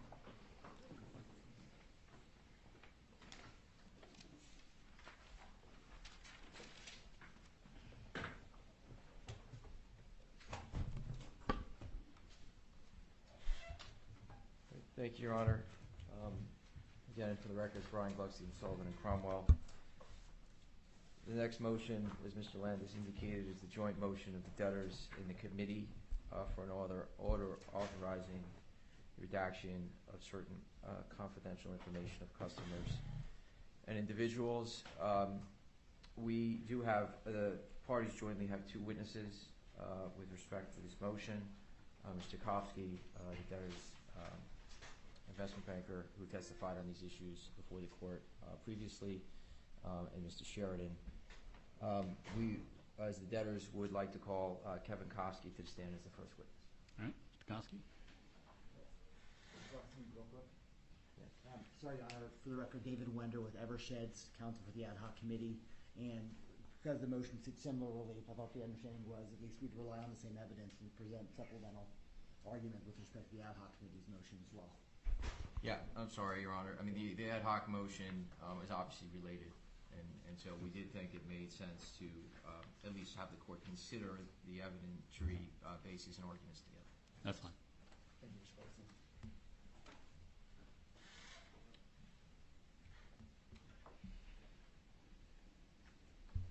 Your Honor, if I may. Yes. Ken Pasquale again, Paul Hastings for the committee. One thing, just so Your Honor is aware of how we plan to split responsibilities on the joint motion, is the debtors will be responsible for the 107B presentation and argument, and the committee will be handling the 107C. Okay, thank you. Please raise your right hand. Please state your full name and spell your last name for the court record, please. Kevin Michael Kofsky, Cofsky. Do you affirm that you tell the truth, the whole truth, and nothing but the truth to the best of your knowledge and abilities? I do. You may be seated, Your Honor.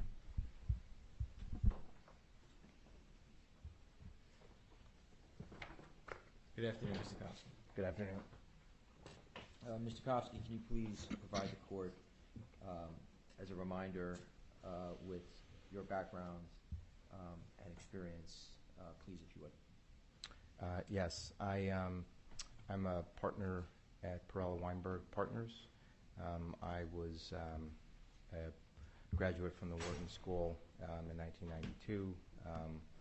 I was an analyst at Houlihan Lokey in the restructuring area for 2 years before I went to University of Pennsylvania Law School and University of Pennsylvania Fell Center of Government.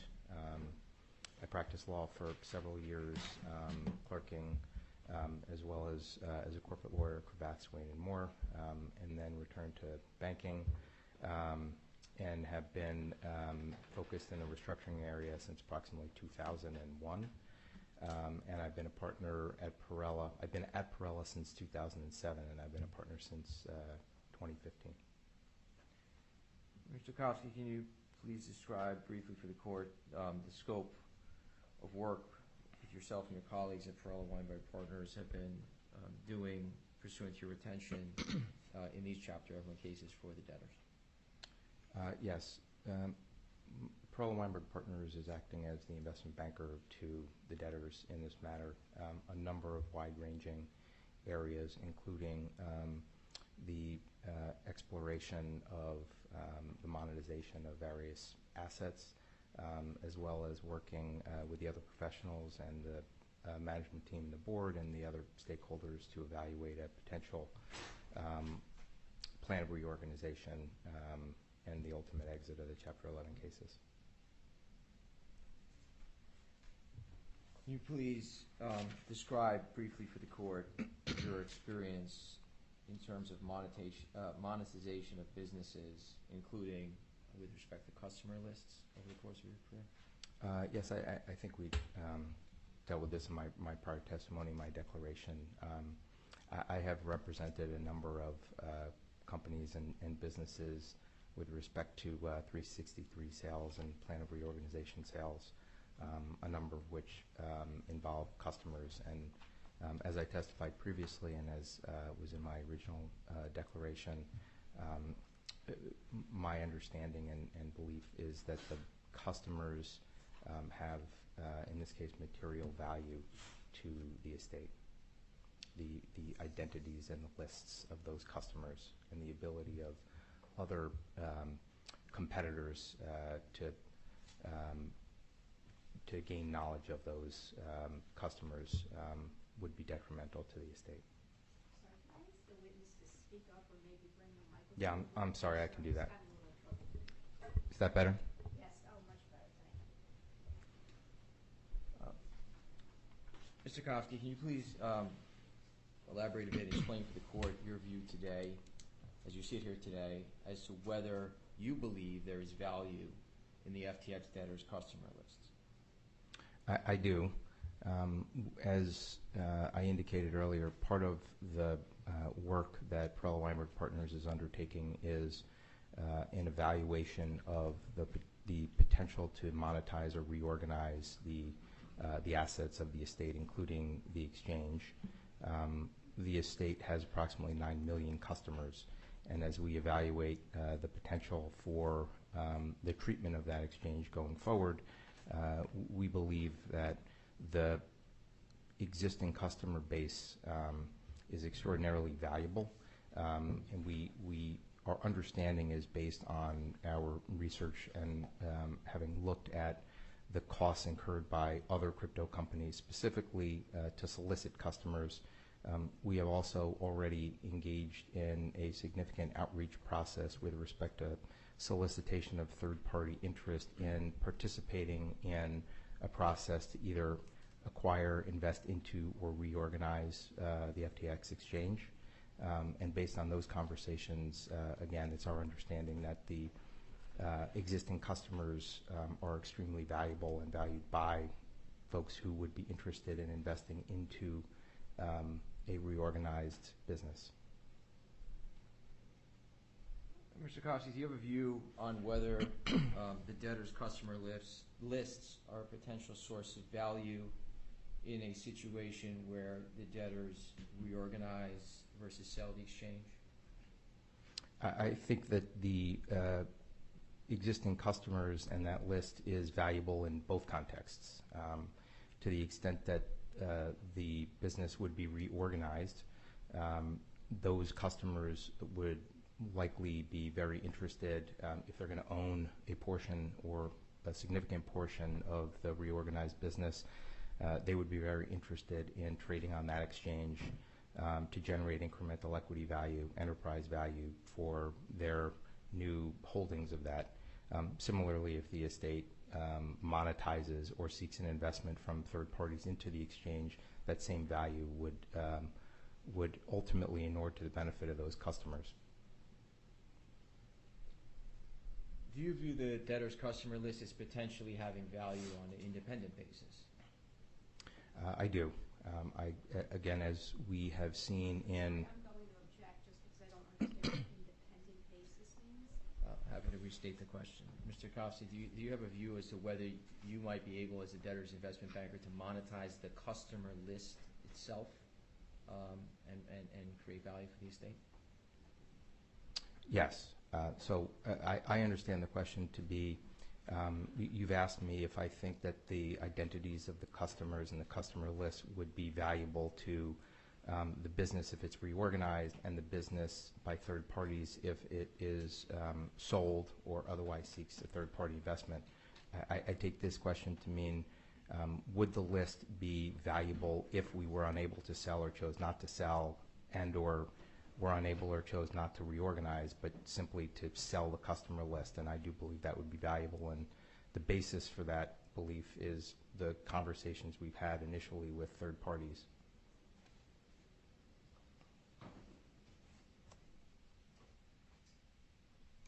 You testified on these issues before this court back in January with respect to the same questions around sealing the customer list. Do you recall that?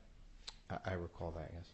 And do you recall at the time, back in January, you offered testimony to the court around the question of whether disclosure of the customer list would jeopardize the debtor's ability to maximize value?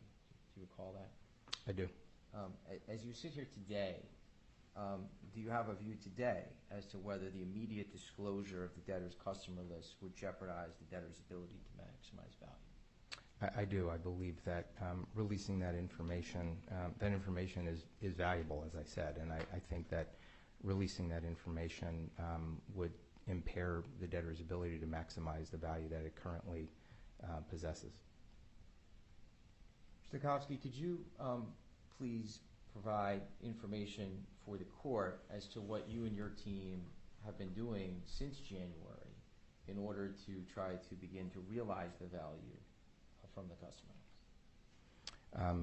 Yes, as I indicated, we have spent considerable time working with the debtor's other professionals, the UCC professionals, to evaluate the potential for a reorganization of the exchange, the core exchange, as well as the potential to seek third-party investment into that or to sell that exchange. And as I indicated, we have reached out to a significant number of third parties and have begun the process of discussions with respect to that evaluation process with those third parties.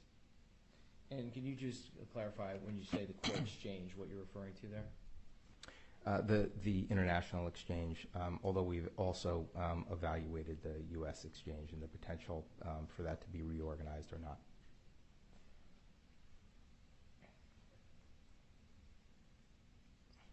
In your view, is there still work remaining to be done with respect to realizing the future, if any, of the FTX.com exchange?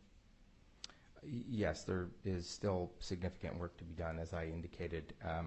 We have been working hard to evaluate and seek to implement the potential to reorganize that exchange, but there's a lot of work that would need to be done in order to accomplish that.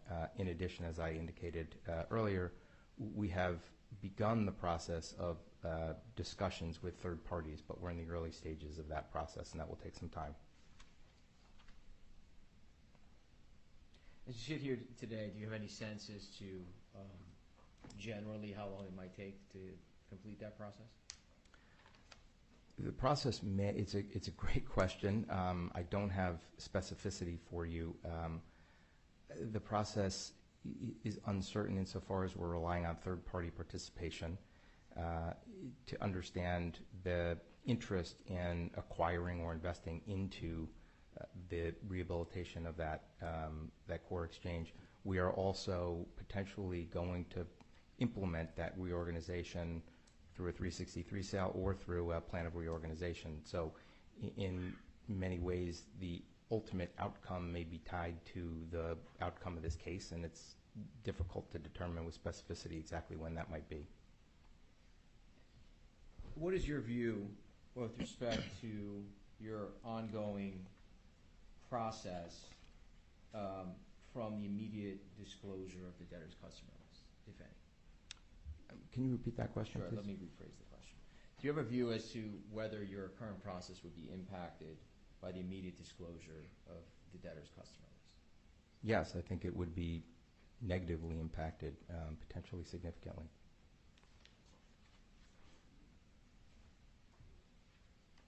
Mr. Kofsky, in connection with your ongoing analysis, have you and your team formed a view as to whether competitors would be able to locate and contact the debtor's customers if only their names were publicly disclosed? We have. I testified briefly on this, in my last testimony. We've gone out and looked at the top 200 customers to validate what I had testified with respect to a smaller number of customers. And with that... I'm going to object. Based on his prior testimony, I understand this was not personally done by the witness, so maybe he could clarify to what extent he did this work personally. Want to establish a foundation? Mr. Kofsky, let's back up a half step. Can you describe your involvement in the work that you're beginning to talk about with respect to the analysis of customer names in preparation of your testimony? Yes. I personally looked at the spreadsheet that included all of the names, and I directed my team to do the research to determine the extent to which they would be able to identify customers on that list based solely on the customer names. And I discussed, it was an iterative process, and we talked about the methodology to do that. And we talked about what information was located and whether that ultimately could be deemed to be an identification or a highly likely identification or something else. So I would object to any testimony based on what any other person told this witness and not what he himself. If he did the research, it sounds like he did not. So I object to any testimony that's based upon information that was given to him by another person. Your Honor, I believe Mr. Kofsky should be able to testify with respect to work that was done in his direction that he was involved with and reviewed as for the outputs of and is prepared to testify about. I'll overrule the objection. Thank you, Your Honor. Mr. Kofsky, we were talking, you said in furtherance to the discussion that in the testimony you provided in January, you subsequent to that commissioned and participated in a analysis of the debtor's top 200 customers, correct? That's correct. Right. I'm sorry, would you mind if I get some water, please? Oh, sure. Hold on. Thank you. Never saw such a flurry of activity. There's a lot of people standing at the ready to assist. I have a question. question repeated because I didn't hear how many customers it was. Mr. Kosky, could you please explain for the court the scope of the analysis that you commissioned with your team on the topic of whether revelation of customer names would be enough for competitors to locate those customers? Yes, we looked at the top 200 customers, which I recognize is a subset of the 9 million potential customers. Based on the dollar amount of the claims at petition date, that would represent approximately 2.4 billion of claims, which we thought was a reasonable set of customer names to review. And can you describe for the court both the analysis that you did and the findings of that analysis? Yes, we did an analysis by looking through Google, by looking through LinkedIn, and by looking through Twitter feeds. This is not our core area of expertise. I actually believe that a well-funded and persistent party might be able to gain more confidence, but we wanted to be reasonable with our time, and the results were, we thought, were compelling. And the results were that with respect to, we looked at this from I can describe it on a percentage basis as well as a dollar number of claims, but the percent of the 200 customers that we were able to identify purely on the basis of names was approximately 46%. 34% of those we deemed to be highly likely that we had identified them. The additional 12% we viewed as likely, but not 100% certain. On a dollar basis, we were able to locate in excess of $1 billion of those claims, which represented, I believe, 42%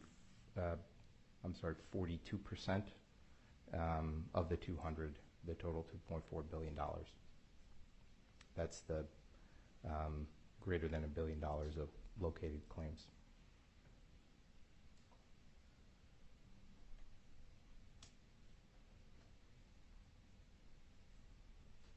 Mr. Kosky, debtors also have customers on their customer list who, as of the petition date, had $0 balances, correct? Yes. Do you have a view as to whether customers who had a $0 balance on the petition date would still be valuable names if publicly revealed? Yes, I do. Our analysis did not go back to determine the extent to which those customers withdrew significant funds prior to the filing. Our analysis and what I summarized related solely to the value of those claims at the petition date. Obviously, another work stream will be the determination of whether there are preference actions or not, but even beyond that, to the extent that there were customers who at one time or another had material balances and or traded significantly on the exchange and generated material value for the exchange, those types of customers would be valuable, I believe, to the exchange going forward. And the customer list that we're talking about, I think, would be valuable to third parties if they were interested in acquiring that, because ultimately they're not focused on whether there's a balance at the time of the filing. They're focused on the extent to which those customers would trade and generate revenue for them going forward. Mr. Kosky, how did the results of the analysis that you did inform your view, if at all, as to whether or not disclosure of the customer names on their own would jeopardize the debtor's ability to maximize value? They reinforced that belief. They validated that belief that those customers could be identified with reasonable effort, and that to the extent that the names alone were not redacted and were released, customers would, clients, other third parties that would otherwise need to expend resources in order to solicit those customers and or would need to compensate the debtor in order to acquire those identities would no longer have an interest in doing so, or would have a significantly lesser interest in doing so. And does your view as to the value of of customer names include both individual and institutional customers contained on the customer list? Yes, that's correct.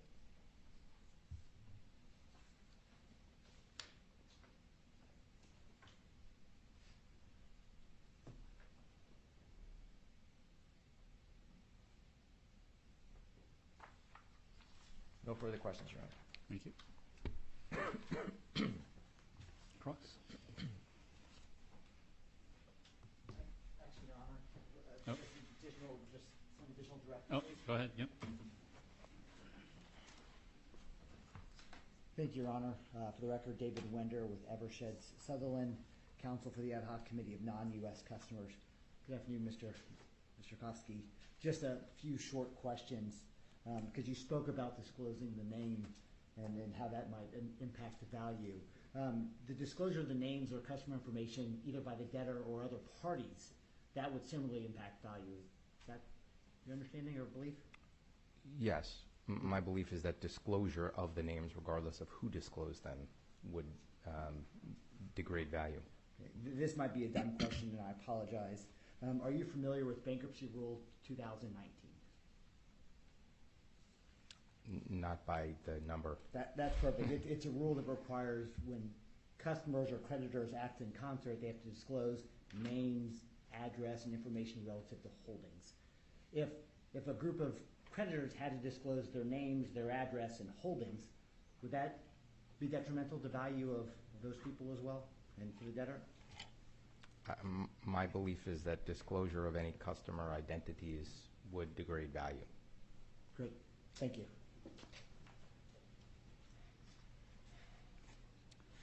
Now cross it.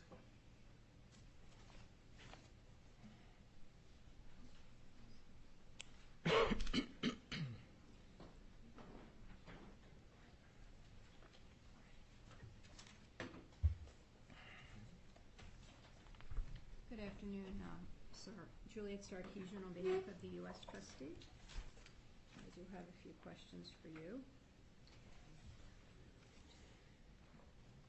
Now, some of your testimony related to the value of the customer names in a situation in which the debtor's reorganized, correct? Correct. And based on either what you've heard today or your familiarity with the debtors, do you have an understanding of approximately when the debtors believe they're likely to get a confirmed plan? Yes, I saw the work plan that was put on the screen earlier. Right. Yes. And it was second quarter, I believe, of next year. Is that correct? I believe that's correct, yes. And do you understand whether from the petition date the customer accounts have all been frozen? Is that right? That's my understanding. Okay. Customers cannot get access to either their cryptocurrency or cash that they have in the accounts. Is that right? That's my understanding. Okay. And is it your understanding that that freeze would continue at least until a plan was confirmed and then went effective? I believe that would be the case. That's my understanding. And so that would be more than a year with these accounts being frozen, correct? Unfortunately, yes, I think that's the math. Customers can't even get to the cash that they have in the accounts, right? I believe that's correct, yes. Okay. So with that in mind, does the fact that those accounts have been frozen for that long impact the value of the customer list? You know what? I'm sorry. Let me withdraw that question. I forgot we were talking about reorganization. So if the debtors reorganize, is it your belief that despite having their accounts frozen for over a year, that the debtors' customers will want to continue with the continue to be customers with the reorganized debtors? I do. I'm also hopeful that we can accomplish an outcome in a shorter period of time. But yes, I believe that at the time at which a reconstituted exchange is able to be stood up and customers have the ability to trade on that, I believe that they will want to do so. Can I ask you why you think that? For somebody who's not been able to get the cash out of their accounts, let alone crypto, for over a year, that they're going to want to continue with the company that froze their accounts? Yes. It's a very good question. We believe that if an exchange is reorganized, it will be done so in a manner which will be regulatorily compliant, will ensure that the custody of the customer accounts going forward are unambiguously secure, and will provide a trading platform that will be first class, and that given the opportunity from a number of respects to participate on that exchange as opposed to the exchanges that are currently available to them, they would much prefer to trade on that form of a platform. And significantly, at the moment, and I believe highly likely, the customers will be by far the largest creditors of this estate. And so if we reorganized the exchange going forward, those customers would be equity owners potentially of all or a significant portion of that reorganized exchange. And so having the ability to transact on the exchange where they are equity owners as opposed to transacting on another exchange where they're generating fees for another exchange that they don't own, I think would be an easy question for them. I think they would much prefer to transact on an exchange where the fees that they're paying are ultimately benefiting their own equity holdings. Is the concept that you're talking about with the customers being equity holders, well, first of all, what percentage of the equity do you think that the customers will actually hold? We're talking about 10% or? Objection. I think we're getting pretty far afield, and to the extent we're talking about a plan that's in formation, I'm not sure that's appropriate testimony at this stage. Yeah, I don't know what the relevance would be at this point. Well, Your Honor, his testimony was that these names of customers are valuable if we reorganize, with the idea that they're going to stay with the exchange. And he said one of the reasons they're going to stay with the exchange is they're going to be equity owners. That was his testimony. That's one of the possible outcomes. One of the possible. So I'm asking him about that possible outcome. What's the question, though? The question is, when you're saying your testimony is based on the assumption that they're going to be equity owners, what percentage of the equity are you anticipating that they would own? I think that's speculation at this point. I would object, Your Honor. I think Mr. Arcasian's question does misstate the testimony, but I think this is all speculation at this point. Mr. Kofsky simply testified as to one possible outcome here. Sustained. Thank you, Your Honor. Let me ask a different question. Your testimony that these customers would remain, you believe that these customers would remain with the FTX platform in a reorganization, and therefore their names are valuable. Is that based on an understanding that they would be getting equity in lieu of getting their actual accounts back, the money that's in their actual accounts? I would hope that we can recover all of the value that people put on the platform, but that remains uncertain. And so to the extent that those customers do not receive 100% of their funds back for any reason, they will have incremental claims. And it's those claims that I'm referring to, which is the extent to which the estate will have assets to satisfy those claims. And I do want to be clear and also responsive to your question. Whether the exchange is reorganized or whether the exchange is sold or whether the exchange is part of a partnership or receives investment from third parties for a portion of the equity, a significant portion of the value of that enterprise going forward, I believe, will be the customers, their identity, and the extent to which they're going to trade on this platform or another platform. So the questions you ask are very good. It's just that, and I apologize for not being able to be more specific, but we're at the early stages of evaluating which one of those potential alternatives we think will maximize value. I understand there's a lot of suppositions in your testimony. I was just trying to test them to make sure I fully understand what your testimony was based on. So let me ask a different question. You testified that you also believe that the names of the customers would be valuable, that they could be monetized either just in and of themselves, right? A customer list to be sold. Is that correct? Yes, I think that's one alternative. And then they also could be monetized as part of a 363 sale, correct? Was that also? Maybe I misstated. Yes, I think those are maybe the same thing, but selling the customer list solely or selling assets together with the customer list, whether those assets include an exchange or some other package of assets, is one possibility, I would think. And in connection with that, did you have an opportunity to review the declaration of Jeremy Sheridan that has been filed in support of this motion? I did not.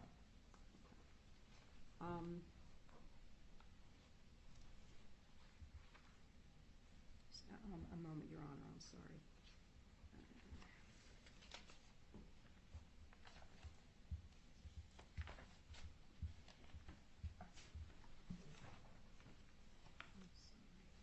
Are you aware of whether Mr. Are you aware of whether the customers of FTX also use other platforms, other cryptocurrency platforms? I'm not aware either way.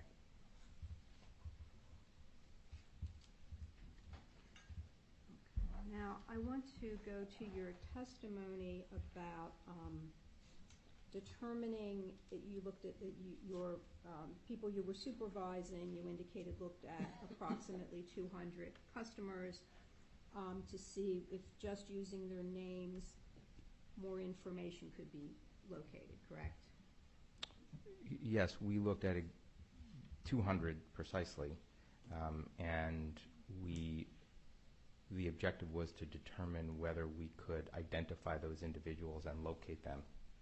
So right, so that was my question. What was the other? You were looking for if you could find addresses, like street addresses or email addresses, or both? We wanted to determine using, again, limited resources, which was just Google, LinkedIn, and Twitter, whether we could identify and locate those individuals and find a way to contact them, and so that was the objective, was to determine the extent to which solely the identities of those individuals would be valuable, and part of that value is finding a way to actually locate these people and solicit them if you're a competitor and want to get them to trade on your platform. And so that would be either a street address or an email address or both? Or telephone number? Or another way to locate them, for example, on Twitter, Facebook, other social media platforms. Now, of those 200, do you know how many of them were individuals versus some type of corporate entity? I don't know offhand. That information was in the spreadsheet, but I don't recall offhand.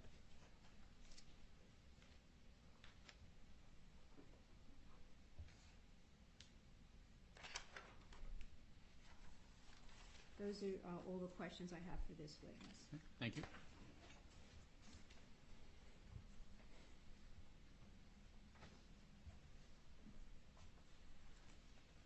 Good afternoon, Your Honor. Mayor. David Finger and Salamina on behalf of the immediate interveners. At this time, I'd like to introduce to the court Kate Townsend of the Reporters Committee for Freedom of the Press, As an attorney with them, her admission reach has been granted, and with the court's permission, she will present on behalf of the media interveners. Okay, thank you. Good afternoon, Your Honor. Good afternoon, Mr. Kofsky. My name is Katie Townsend. I'm one of the attorneys representing the media interveners in this matter. I'll try not to retread any ground that Ms. Sarkeesian just covered, but just to clarify, you have no idea, sitting here today, how many of debtors' 9 million customers are already using a competitor platform. Is that correct? I do not know that sitting here today. That's correct. Of the top 200 customers that you directed your team to take a look at, you don't know how many of those 200 are already using a competitor platform, do you? I do not know that. Does it matter for purposes of the value that you ascribe to the customer base whether or not those individuals are using, or institutions are already using another platform? To the extent that they are using another platform for a longer period of time, that injects risk to that value. It would degrade that value over time. It wouldn't eliminate that value, but sure, we will be competing for those customers. Just to be clear so I understand where the value here is coming from, the value of the customer base is their actual use of the platform, correct? It's not their name, it's whether or not they have an account on the platform. Is that accurate? I don't think that's accurate if I understand the question properly. But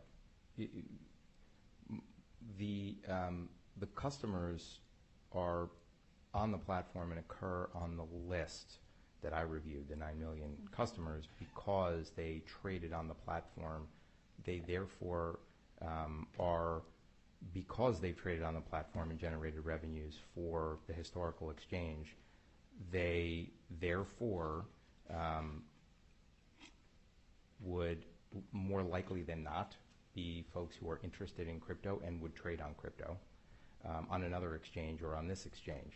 And so the identities of these clients as being customers of FTX are valuable to competitors who are looking to attract additional customers to their platform. And it is much more efficient for them to solicit the customers of FTX directly to trade on their platform, as an example, than it would be to just have a generalized marketing endeavor. But so long as those customers, even if they're trading on that other platform, continue to trade on the FTX platform, that doesn't affect the value of that customer to FTX, does it? Yes, it does. How so? So to the extent that we are not currently trading, over time, the longer those customers are on another platform, the greater the risk is. It doesn't mean that they become worthless, but it means that to the extent that we are reorganizing the platform, and we're well aware of this, and time is a critical issue. And so to the extent that we are able to reorganize the platform in a shorter amount of time and get these customers an environment that is secure and regulatorily compliant that they can trade on, the less we have to worry about a competing platform. But like any business, to the extent that your customers are utilizing services at a competitor, they're less valuable to you. Let me ask it this way. If all of the 9 million customers who had accounts at the FTX platform stopped using that platform, the value of that asset, that customer base, is zero. Is that fair to say? No. What is the value of that asset if they're no longer using the platform? Well, those customers are no longer using the platform today because it doesn't exist. It doesn't mean that they don't want to use the platform, and it doesn't mean that they have declared that they are never going to trade crypto again. I think quite to the contrary. As I said, with only 200 of the top customers, their claims as of the petition date were $2.4 billion. I think those would be highly valuable potential customers for any platform, and people would pay a lot of money to know who those people are and try to get them to trade on their platform. Whether they're on one platform today, all of the other platforms, I'm sure, would like to pay to know who those people are. What's your basis for saying that you're sure that other platforms would pay to know who those people are? As was indicated in my original declaration, the other exchanges have programs in place. They pay money for referral programs. They pay commissions to solicit customers. So those customers are valuable, and finding them is worth paying for. They've indicated that through their actions. And in our early stages of outreach with respect to the third-party process, we have received that input that the customer lists themselves are valuable to people. Have you done any kind of survey of customers to test their views on whether they intend to stay with the platform, whether it's reorganized or sold or continues in some other fashion? We have not had a formalized outreach process, but we have had a long engagement and robust process. The process that I described for the potential reorganization and the third-party outreach is being done together with the Unsecured Creditors Committee that represents those customers, and we have regular conversations with the members of the committee themselves who are customers. But you didn't attempt to undertake any of the kind of survey or research in connection, specific research to ascertain that information, did you? I want to make sure we haven't undertaken a broad market analysis, but I want to make sure I'm answering your question. Is that what you're asking? You haven't attempted to specifically identify or do any kind of, like I said, survey to identify how many of the, let's say, top 200 customers would want to stay continue to trade on the platform, have you? I have not asked them, no. You testified previously that part of the basis for your opinions were bids that you examined in the Celsius bankruptcy. Is that right? I don't think I said that. I believe you testified that on the January 12th, during the January 12th second day hearing, that we also, and this is just to refresh your recollection, we also reviewed the bids that had been submitted in the Voyager case and in the Celsius case and took note of the fact that not only were customer assets and lists being acquired in and a value ascribed to the business itself, but that these were actually incremental elements of value which would be allocated to each customer that went on to the acquirer's platform. Do you recall that testimony? I do. I would prefer if you can put that in front of me, if that's possible, if you're going to ask questions about that. Sure.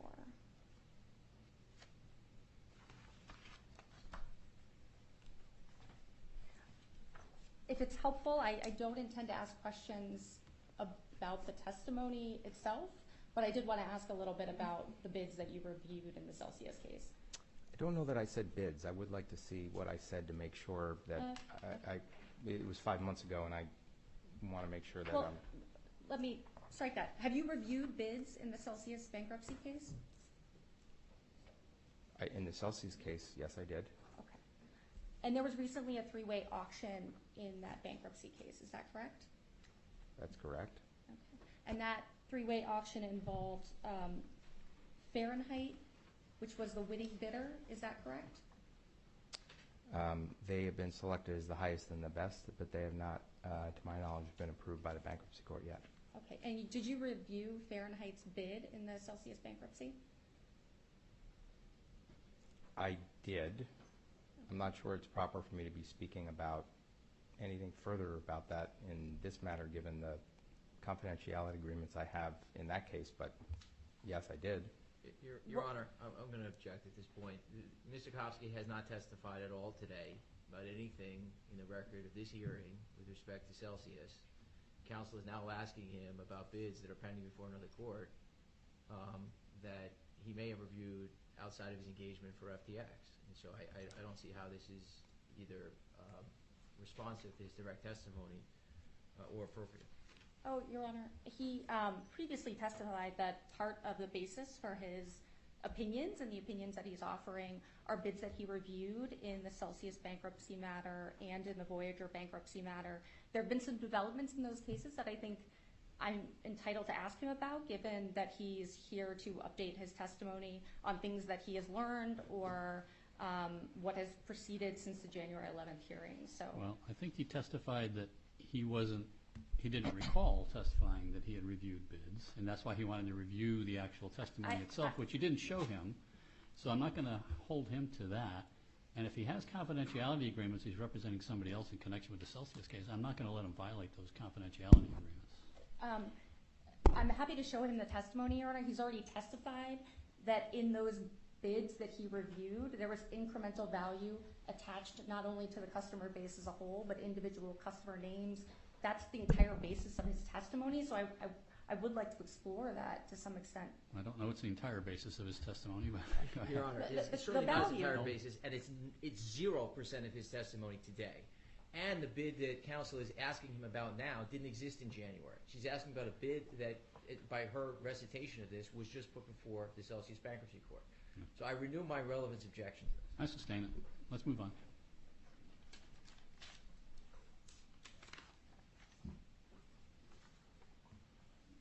Just one moment.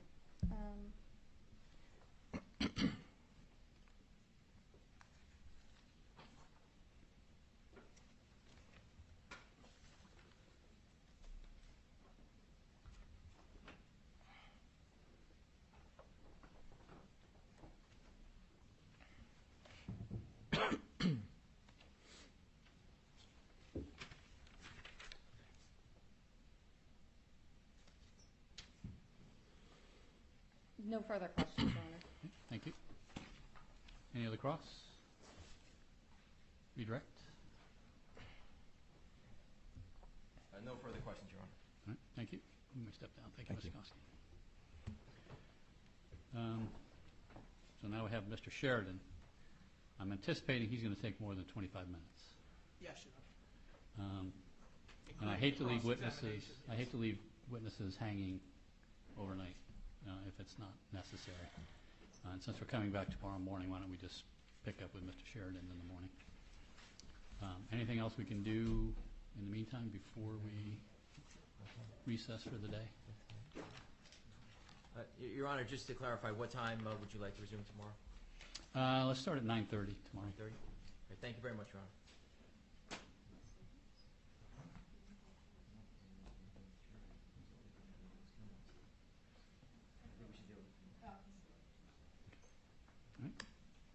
Anything else before we recess? Not from the debtors, Your Honor. Thank you. Okay, thank you. We'll recess till 9:30 tomorrow morning.